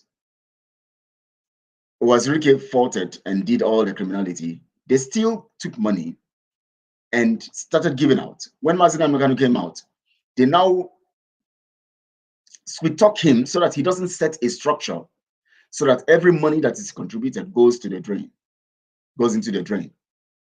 So Mazina Megano, in spite of how much good intentions he had, he was struggling because they refused to allow for a structure that will help him succeed. The same way also, after I gave this serious warning to Simon and others during our meeting last year, May, for a structure to be set so that the funds can be managed. Simon said, yes, it's going to be done. And it was never done. It was never done. And I thought it was done because the women were in charge of the funds. So, of course, I can't go start asking the women questions. When I discovered that they were not doing it, I now started asking questions. The people in the autopilot media team started fighting me. Let's just relax. You are too forward. You are too this. And Simon says he knows about it. He knows about the funds. He knows what is happening. So let's wait. Let him finish what he's doing, and then we can ask him questions. Okay, now he has finished what he's doing. The 150 days is over. What are you still doing? Have you asked him questions? No, they didn't ask questions. They won't ask questions. But the same one of them, who is Ajere, said that they cloned an account. And today, everybody pretends as if nothing is happening. Why do we always allow these evils to continue? Simon came last year and told us that he is ESN. He made you and people were praising him. Why is it that whenever people are doing the wrong things, you praise them? Look at Chifakiri. He impregnated a 7-year-old girl. The people praised him. They allowed him continue on that throne for another 7 years. And he took that his daughter that had become 7 years, that the 7-year-old girl gave birth to, that had become 7 years, and impregnated that one too. That one now became pregnant and gave birth when she became 8 years and 8 months old. Still, the king, the chief was, this happened in Akwakba, I told you. Akwakba. Sorry, I said Akwakba. Akwakba. That is today's Calabar. Nobody questioned them. Nobody asked the chief. Nobody came in defense of that girl. Now, I'm going to give further perspective to this particular broadcast, this narrative, this story, and I'm going to play a particular video tomorrow when I want to come on this perspective of this broadcast. I'm going to play a particular video. In that video, I'm going to play a particular video of a short, brief 4 minutes documentary of a particular narrative that is so sweet, talking about justice. You see, when you fight against justice by supporting criminality, it comes back. Some of us don't understand this, and that is why we're so careless about this whole thing. Some of us don't understand this. Some of us don't understand this. You can't support criminality and expect to have result, not negative, that will come back to you. You see, when somebody is facing injustice today, somebody is going through injustice, and then you keep quiet because it's not affecting you today, and because it's not part of, it's not part of you. Of course, it's not affecting you. So why would I have to talk about it? I tell you, you see, those of you who are supporting criminality now, when we're asking for justice, we're asking for accountability, we're asking for transparency, and all you do is you keep insisting on things going wrong, on the injustice, on the criminality. If you see Biafra, if you are alive to see Biafra, it will come to a point where the law, you will seek the law to save you from a particular injustice, and the law will be manipulated against you.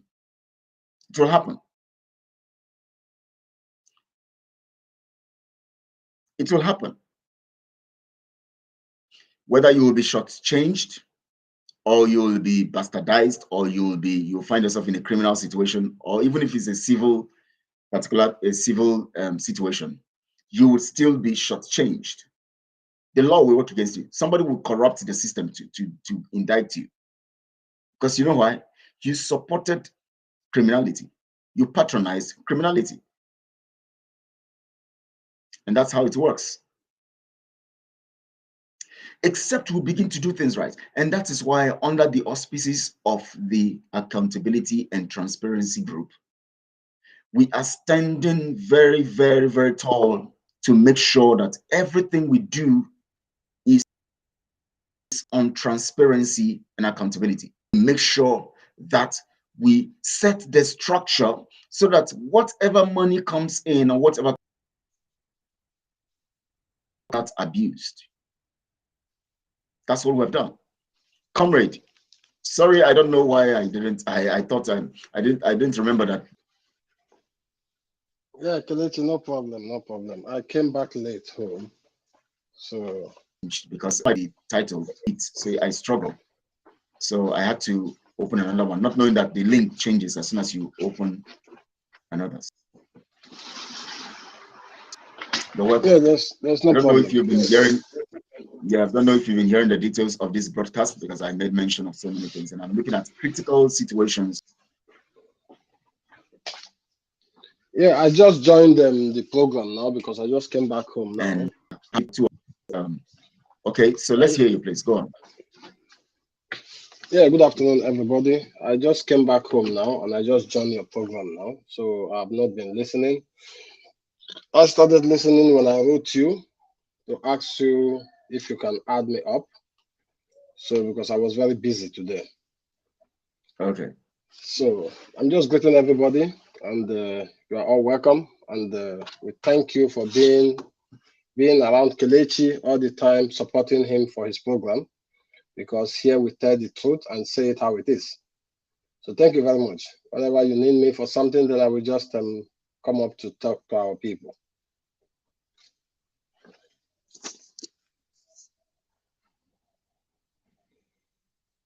So Kelechi, do you hear me? Yes, I can hear you. Go on, please. Yeah, actually, I didn't go through the topic you have today, so I don't just want to jump in as if I don't know what you are talking about.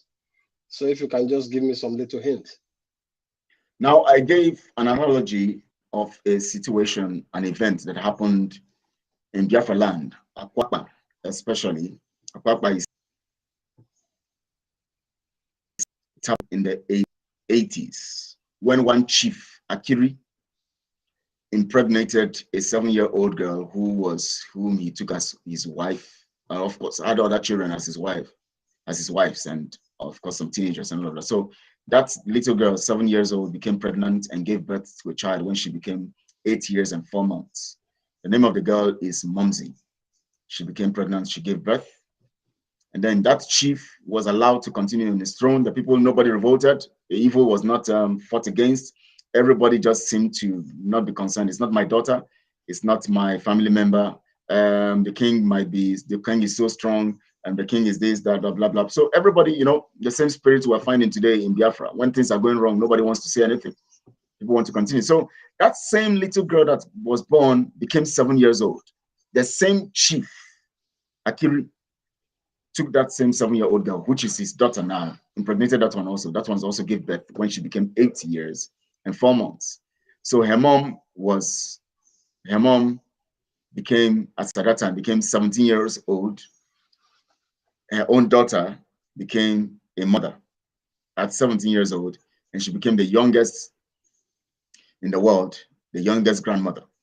Now, I was looking at I'm trying to deduce the attitude of an average Biafran and the spirit of allowing impunity, because this same chief was the one conducting the whole of the affairs of, that's Akwakpa then, in Calabar, that island of Calabar, where slavery was going on. He was actually one of the key people, and taking people as slaves, kidnapping people, and all of that. And they allowed this man to continue on his throne. In fact, they kept praising him, just like we praise impunity today. We praise criminality. We praise people when they are doing evil and all of that. They kept praising this man. They made him feel good. He ruled, after impregnating a 7-year-old girl, he ruled for another 7 years to impregnate another 7 years, his own daughter, who is 7 years now, and of course continued his rule until that happened. So from there, I was trying to bring out the narrative of what do we say? Why the reason? What are the reasons why we always don't fight and resist evil? We always allow evil till today. The slave masters who came in to enslave people and sell our people as slaves. The same strategy. There's few people today, whether in politics, whether in even the Biafra thing we're doing, few people will come together and become too powerful and they now overwhelm the majority of the people. Today, and I look at the story and I told the people, most of the people who are working in companies today, like most of our people in diaspora, who are working in companies. They are working in companies where there is a structure. They cannot just go and put their hands in the company's purse and take money. Exactly. But yet, they came into the issue that have to do with life and death, Biafra, a nation. They started funding Biafra cause from Uwazirike. They never asked Uwazirike, what is the structure on ground that would make these funds that we're bringing in work? They funded him until he now went down.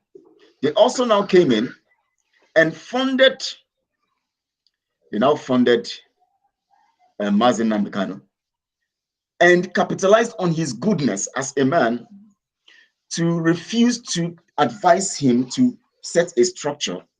Rather, they made him feel good about his goodness and made sure that they made him believe that they would always do things, since they have discovered that he's a good man, they would do things right. So just give us the go ahead, we'll do things and give a result. Mazen Namdekano knew that some of them were criminals, but of course, he just wanted to get results and they were frustrating him. They didn't want the structure. Now also the DOS members, who some of them are part of what has happened to Mazen Namdekano now, they have now seen that every time these kinds of things happen, people get away with it. The masses allow it to go away. It has been there from the time of Chief Akira. These things happen. So the masses allow these things to go on. So why? What is the reason? That means the delay we have today of Biafra is because we allow impunity to continue. So let me leave it to you. I think you have a perspective to that. You know, Kelechi, thank you very much for just giving me a little bit hint of the topic today. You know, our people have problems. Let me not just say our people alone. The entire African continent have a problem. You know, we praise people where they are committing crime. This is why we have a lot of ritualists in our place, blood money, and a host of other things. It's just like a video I watched last time where a boy had to sleep with his mom because of money. You know, I do hear these things when people will say, I don't care how my child gets money, how my child makes money, provided he have money. You see the mentality. So, and it's a pity that we find ourselves in this situation. It's not that, you know, a friend of mine told me that if you have been hearing a particular story, maybe you are 50 years old, or you are 40 years old, or you are 60 years old, you have been hearing a particular story and you have a particular system, and somebody came up today to tell you those things you have been hearing or you have been saying that are happening for the past 50 years, that they are all lies. How easy do you think that it will be for you to just turn around and believe on that person? It is difficult. So our elders, this is why whenever we sit together or when we have our get together, when we are discussing, I always tell you that I don't like our elders. The problem we are facing today are our elders. So they have brought generations up in this very mentality of this respect. This is why I don't respect nobody. I respect myself. And if you want me to respect you, you have to respect yourself first. So the issue is just that our people go away with things because, one, there is no rule of laws. Even though if there is one, nobody even acknowledge that there is a rule of law. Two, we try to listen to the elders or people who have money. Because this person have money, he have to say something. And we are people who don't investigate things. Who, if I'm saying something today, nobody goes around to investigate what is Ken saying. Why is Ken saying this? Is Ken saying this because he is Ken, or because of who he is, or because he's in diaspora? Why is he saying this? That is why so many people comes from Europe or from diaspora back home. They will start pumping our people with lies. If a car is not flying, they will tell them there are cars that fly.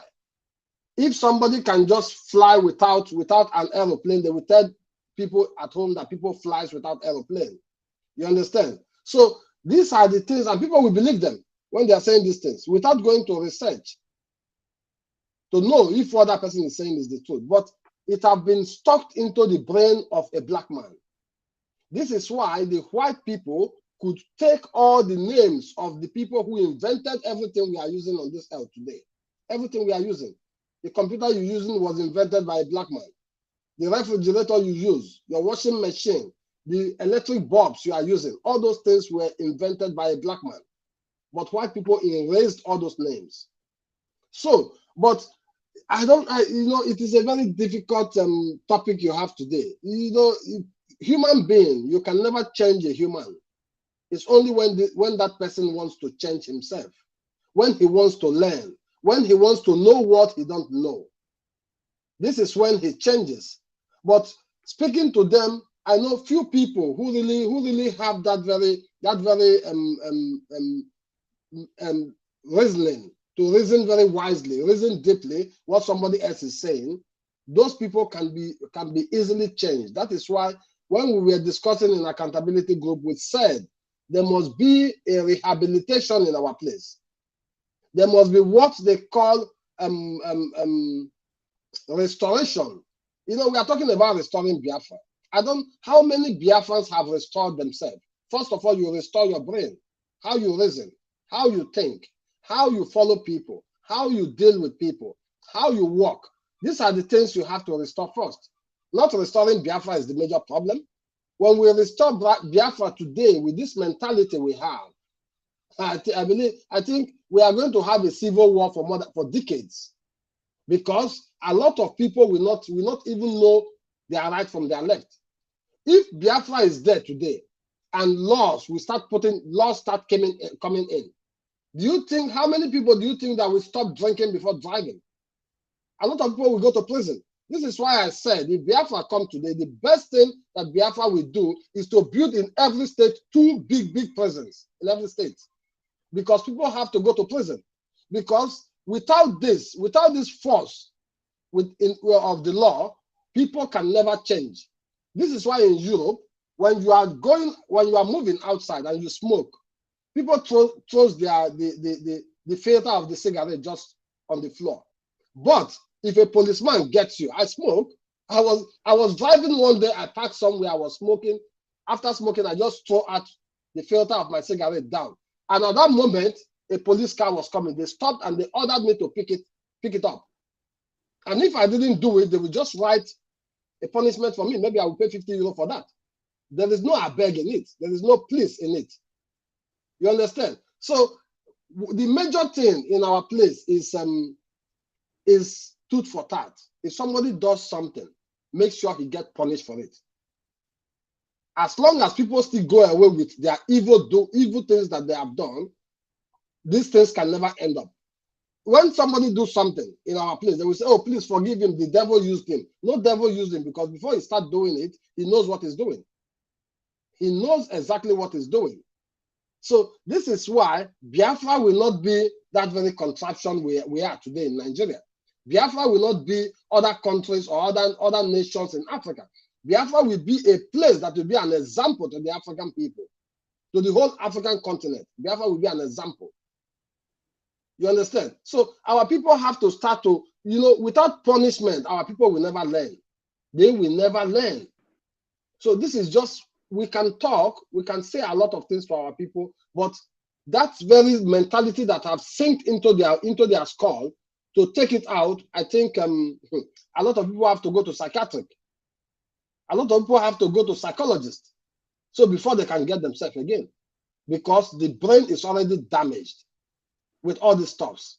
So, and for our elders that are misleading people, for those rich men that are misleading people, I just pray that Biafra comes as soon as possible, that Mazi Nnamdi Kanu is released and we restore Biafra as soon as possible. People will see what we are talking about. This is not a joke, because it's very devilish. This thing you are talking about now, it happened in Austria. A girl, they were looking for a girl, and a man kidnapped this girl. For over 20 years, he held this girl in captive under a underground building he had. He molested this girl. This girl have a baby for that very man. This same man pregnated the baby from this man. When they found it out, this man, I don't think he will come out of prison again in his life, in his whole life. But these things happen in Africa, and people laugh about it, and people clap hands for it. But what they are not supposed to take action on, this is where they take action. This is where they take laws into their hand. When they see somebody who pickpockets, they throw tire on that person. This is where they take laws into their hand. But when they see a governor or an elite who looted the whole treasury of the state, nobody talks about it. All they do is double it because they want to get a little money that they can use to cook a porridge. You understand? So, you know, we just have to let our people know that things will change very soon. Things will change. All those things you see in that contraption today, everything will change. The way we live will change. The way we use our cars will change. The way we build our houses will change. Our roads will change. The way our transport service is will change. Everything will change. And anybody who violates the law will have a penalty to pay for it. This is just how it is. If you go to the school and you try to bribe a principal or a lecturer and you are being caught, you are going in for it. And that lecturer who collects that money is also going in for it. This is how it is. So our people have to start learning how to research something. When somebody tells you something, go and research. Know more about what that person is talking about. Don't just accept whatever you hear from somebody. Because this is how we have been misled for a long time. You understand? So I'm just telling Biafrans, we are coming up with something. We are coming up with something. Accountability group is not just about accountability on money or on whatsoever, but it's how truthfulness we are and how you have to abide to the laws when Biafra comes. Everybody will be a stakeholder in what we are doing. Everybody will be carried along. And at the end of everything, before we even go into that very land, that promised land, laws will be put in place, which have already been put in place. It's just for the Biafrans to say, yes, we agree to these things when Mazin and the Kano comes out. So, and immediately those laws are being put in place, we followed up with the laws immediately. Nobody will be spared. If I commit any crime, you bring me to court. You know, if I have to go to prison, there is no, I beg for it, though. There's no the beg put for that one, though. I go in for it. And after serving, I come out. You know, do you know that in Europe, if somebody goes to prison and he comes out, he can't find a job? Because in his record, it says that this person has been in prison. There are particular things you can't do anymore. You cannot be a bus driver. You cannot be a train driver. There are some things they cannot allow you to do anymore because they can't trust you. You can't be a security that is standing in the bank because they don't trust you anymore. You are a criminal, an ex-convict. This is how it is. But people go to prison. Tinubu is a criminal, but he's the president of Nigeria today. You understand? All these elites you see in Biafraland, they're all criminals, but they are the governors and senators today. People clap for them. So where are the young generations? Where are the youths? What are they doing? All they think about is how they get money, how they make money. You don't have a job, but you want to be a millionaire. You don't go to school, but you want to be a millionaire. You don't have anything. You don't have any occupation, but you want to be a millionaire. You want to drive a big car. So Kelechi, it's a problem. It's a problem. So Biafrans, what we are telling you people here every day is just to recycle your brain before Biafra comes, to let you people know some things before Biafra comes. So you start working on yourself. Everybody should start working on himself individually. Start restoring your brain, restoring yourself, restoring your family. If you have a children, start restoring them because it's what your children learn from you. This is how they are going to live, not from somebody else. What our children does is what they learn from we as their parents. This is how it is. So, Kelechi, this is just where I hang for now. Yeah, thank you so much, comrade, for that. Yes, you have summed it. You have made so many points all around. But I want us to look at these things critically. We might not exhaust it because of time today. We're going to be looking at these things critically. We want to now do some assessment and also at the same time make some critical analysis on why this narrative continued and became a tradition in the mindset of our people. And of course, when people are became a religion, sorry, in the minds of our people. That means from the point of that cultural basis, these kinds of things were given, because of course it involved a chief, and maybe those days they just felt that if the gods have allowed him, then it simply means that the gods are happy with him. Or if something, maybe the people just believe that that is how the chief has rights to do anything that he wants to do. And so the people now believed in a lie or a narrative that has actually put them in the situation that they are in. Now let's just say, okay, children are born into this. This thing became a tradition. Of course, from the point of the mentality, it's a culture based on the knowledge that people had, and then it became a tradition that it has to be done. Whenever any chief comes, he thinks he has the right to do whatever those stuff, and the people also have it as a tradition to ignore and keep praising and keep hailing and keep doing the. If your son or daughter becomes victim, all you just have to do is just endure it and go on, because the gods have allowed it. And so I want to look at the notion of belief system. Now, but I know we don't have time in this broadcast. Maybe we're going to talk about this tomorrow. We're going to look deeper into this. We're going to look at the belief system. We're going to look at the religion.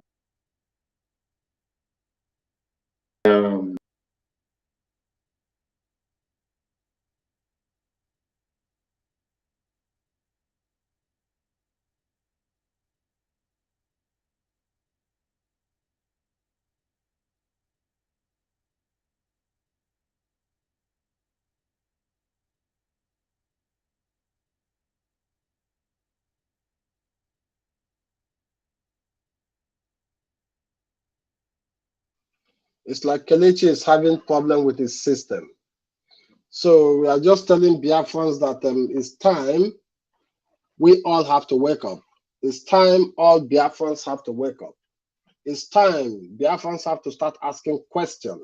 It's time Biafrans have to start looking very closely to anybody who is their leader, or anybody who you are looking up to. Start looking closely to that person, even if it is your father or your mother, if it's your brother, your uncle, if it's your sister. Look closely to them, what they are doing, if it is right or not. And if it's not right, it is your right to tell them that what they are doing are wrong. You don't keep quiet because it's your senior. You don't keep quiet because it's your father or your mother or your brother, your uncle. You don't keep quiet. Because if you keep quiet, things will continue to go wrong. Things will continue to go wrong because a lot of atrocities are happening in our place that people just cover up. Nobody talks about it. Nobody wants to talk, because once you say something, it's either they kill the person or they beat the hell out of the person. So this is why we are saying, be courageous. When something is wrong, be courageous to come out and tell people that this thing is wrong. You know, during the time of COVID, let me make an example of this. During the time of COVID, I am one person among blacks that are living in the city where I live that is not vaccinated. Because I found out earlier, I made my research, that COVID is just a scam, that COVID is deadly, that this vaccination is dangerous and deadly. So I tell people, I advise a lot of my brothers here not to get vaccinated. But a lot of them went and get vaccinated. If I'm not mistaken, 1 or 2 is dead already from heart attack. You know, so these things are just what you don't know. Ask questions, and people will guide you through, and people will give you more information. People will tell you where you can go to get those information yourself. Don't only listen to what somebody says. When I got the information about COVID, I went for the research, and after researching, I found out COVID is nothing. It's just a flu. So whereby you can treat it with just some minor, some minor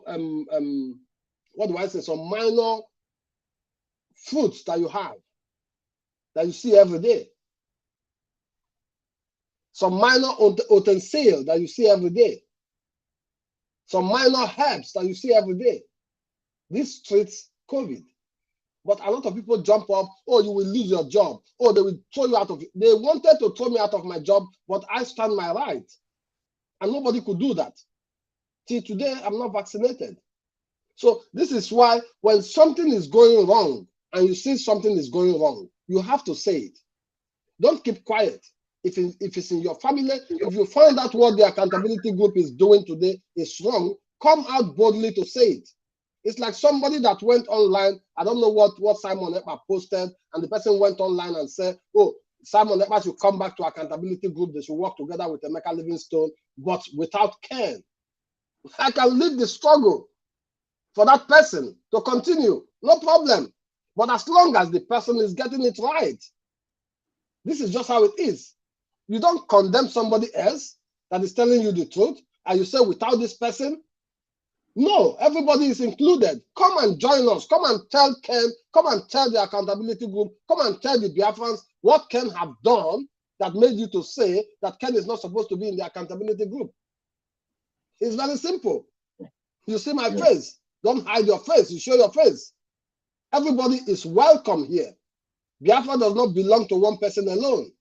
This is why people hear rumor, people hear news, people hear things, they just carry it around without even knowing if it is true or not, without even researching. That person writing that in, did he call me?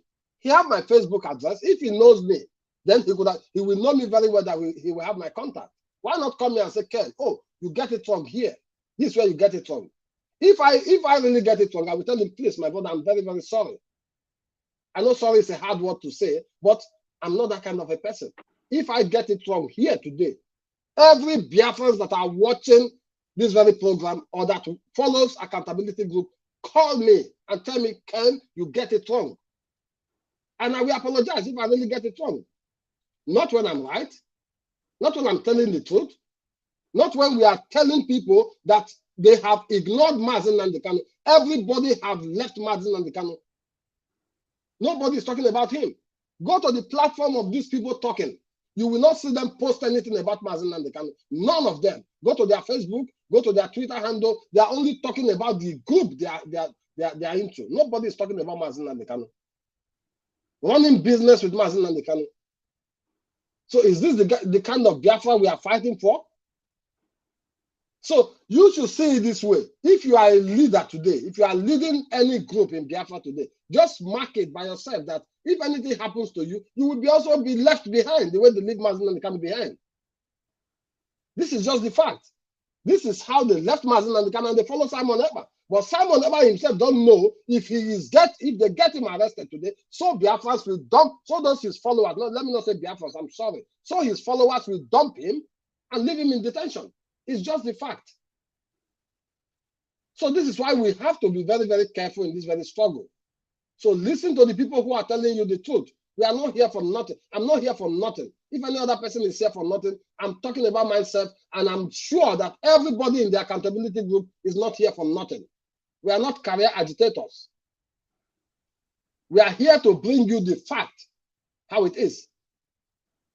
If you have not been doomed and be scammed, ask Simon Ekpa, where is the Biafran house in America? Is he talking about it anymore? The liaison offices is calling you, telling you everything in Finland and everywhere. Where are they? What is he talking about today? He's not talking about those things anymore. He have fooled all of you, blindfolded all of you, and you are still listening to him. Biafraland is in chaos. In chaos. People are being killed every day. The ESN are in disarray. There is no ESN anymore. But nobody is talking about it. You see Azuka and the husband going for picnic every day. Go to her Facebook and watch the pictures he's posting there. This is a freedom fighter who his leader is in prison. It's in DSS dungeon. Having fun outside in the United States. Drinking champagne with the husband every day. Posting pictures when they're having fun. These people are freedom fighters. Yeah? We are not against them drinking champagne. We are not against them going to a restaurant to eat. But at least respect Mazi Nnamdi Kanu with that, and you do it on your own time, on your own free time. Don't show up. a freedom fighter doesn't show up. This is how it is. So please, Biafrans, we are calling on all of you to come together and join accountability group. We are not here to lie to anybody. We are not here to get money from anybody. Anything you fund your money in, you will get an answer whenever you ask questions about it. This is just how it is. I'm living fine. I don't need money from anybody. I have my job. I have my life. I have my family. I have my car. I have everything I want. I'm not coming here because I want to be rich. Every human being must not be rich. This is what you have to know. Everybody must not be rich. If you want to be rich, I want you to go invent something. Go invent something, you will be rich. My father told me something. Let me just tell you people today. If you want to be rich, I will expose this to the entire Biafrans today. So you know something. If you want to be a millionaire today, go search for what somebody else have never done on this earth. Go search for business that somebody have never run before. Start it yourself. Let it be your trademark. You will be a rich person. This is just how it is. Don't follow. I know the follow person for Nyash. Okay? So this is just what we want people to know. So Maziland, but the people around him were the devil, which he didn't know. They were the devil he didn't know. This is why he was seeking for 100 men. If we have all those bunch of men that are calling themselves DOS, Maziland will not be looking for 100 men. DOS are more than 40 member persons that make up DOS. They are more than 40. If people don't know. But where are they today? Where are all of them today? And Simon never came up. You people start pushing him, praising him, calling him names. And today, he is now a kingdom. Nobody have to speak. If Simon ever have to say that we have to sit at home in Biafraland, we know sit at home was started by Maziland. We know that. Maziland started sit at home. But for now, who is that sit at home helping? What have that sit at home done in this very struggle? When Maziland was telling us to sit at home, we see the effects. What happens? But not what Simon Ekpa is talking about. We are not telling people not to sit at home. We are not telling people to sit at home. If you want to sit at home, you sit at home. If you don't want to sit at home, you go about your business. Because these days that they force people to sit at home is just days they use to murder our people. So because Simon Ekpa don't have any plan, he don't have nothing. He's telling you about government and government and government, de facto government and this and that. Where are they? What are they doing?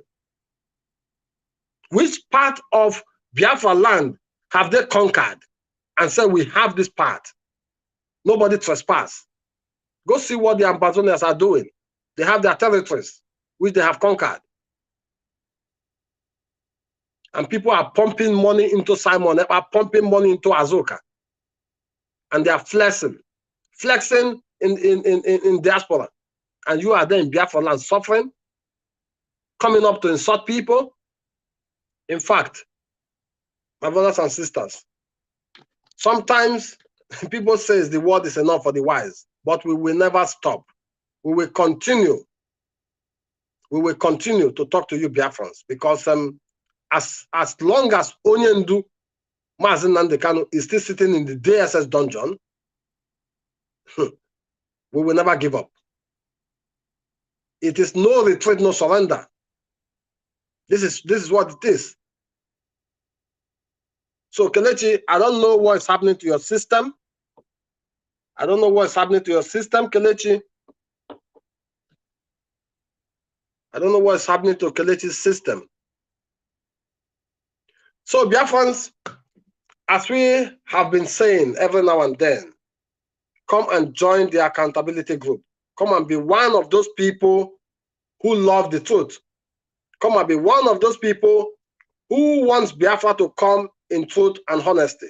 Come and be one of those people who wants the release of Mazi Nnamdi Kanu. Come and be one of those people who will tomorrow say, yes, I was among the people that make this to happen. Come and be one of them. Don't be those people that when Biafra comes, they will be calling you names. Don't be one of them. Come and join the people that are telling the truth.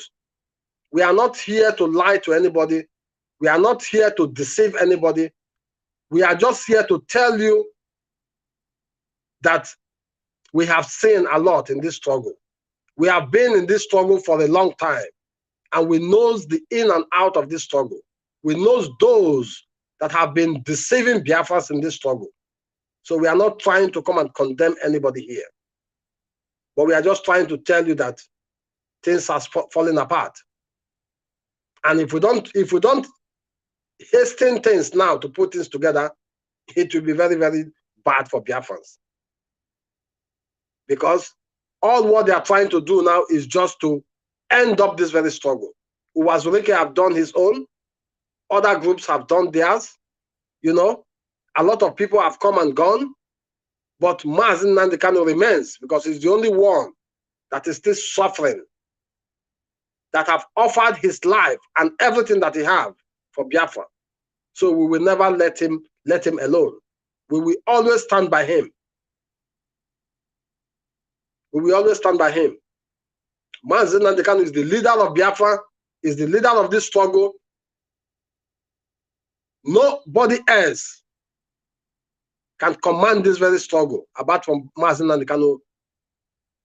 And we have to make sure we hold we hold this very struggle until he comes out. Because without him, Biafrans are going nowhere. If you watch closely, everything that Mazi Nnamdi Kanu said have happened. Look at the political elite. He told you that Tinubu will come up to be the president.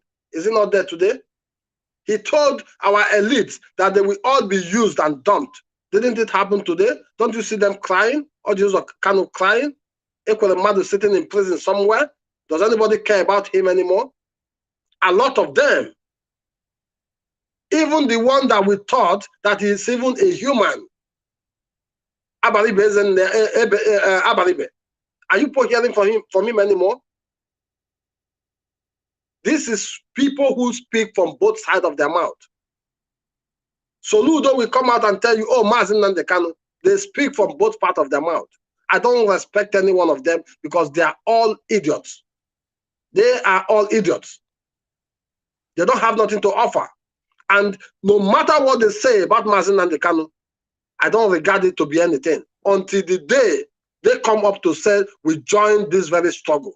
We join the accountability group. We are working with the accountability group until that day before we know they are serious. But not when they come on social media and start to ramp their mouth, release Mazi Nnamdi Kanu, and you jump up and said, oh, Soludo have said something. Oh, the Governor Mba in Enugu State have said something. Oh, what they call all these, they are stupid names that I can't even remember because I don't put them in my register. Don't listen to what these people are saying. If they want Biafra to come, we have millionaires in Biafraland. Let me tell you. In a struggle like this, you need people to sponsor it. You don't get freedom by petty things. Right, freedom does not just take it. I know you have said a lot and all of that, and thank you so much. We're going to continue tomorrow because we're going to have more insight into this. We want to look at how these things, belief system translates into how we allow the colonial masters use us in that regard, and then all of a sudden we became stooges to ourselves and destroy the whole thing, and we keep destroying our opportunities to be safe. We'll continue tomorrow. We're sorry for taking your time today. For those who thought we were going to finish in 2 hours, but I know, of course, we know that everything that's been said here is very, very important, very, very important, and very, very important. And I know Comrade has made lots of points And for that, I think it's John Almeida also making statements like we want other people to work, someone to work with other people, that accept Comrade Ken. That statement was out of place. You have to make us understand why he said so. But Comrade is here. His face is open. He's been speaking the concept of truth and all of that. If you have anything against him, and you think that you call him and then you ask him the questions, or if you think that there are something that you need to come out to or expose, then you do that. Well, I am here. If you want to expose me, anything you think I've done wrong, if you want to expose me. But as long as I'm here, I can now come up to say whether I did that or not. It's not all these petty kinds of things and all this kind of mindset we have against people. We just want to hate people, or we just want to believe that some people are not genuine. No, you must prove evidence that somebody's not. And of course, as we are proving evidence about Simon. So thank you all. Want to appreciate you all. I know Comrade Ken have said a lot. We are going to continue in this narrative next time. And of course, hopefully same time, Biafra time, tomorrow we shall be here. And this will be the part 2 of this discussion, because we want to go now. I've given the perspective of the whole thing, and he has also given you perspective in his own side, in his own light in this regard. We're going to go deeper into this stuff, and we're going to have more time to, shed, more knowledge into all of this stuff, so that we can have ability to work very well. As he said, you must come join us in the accountability and transparency group.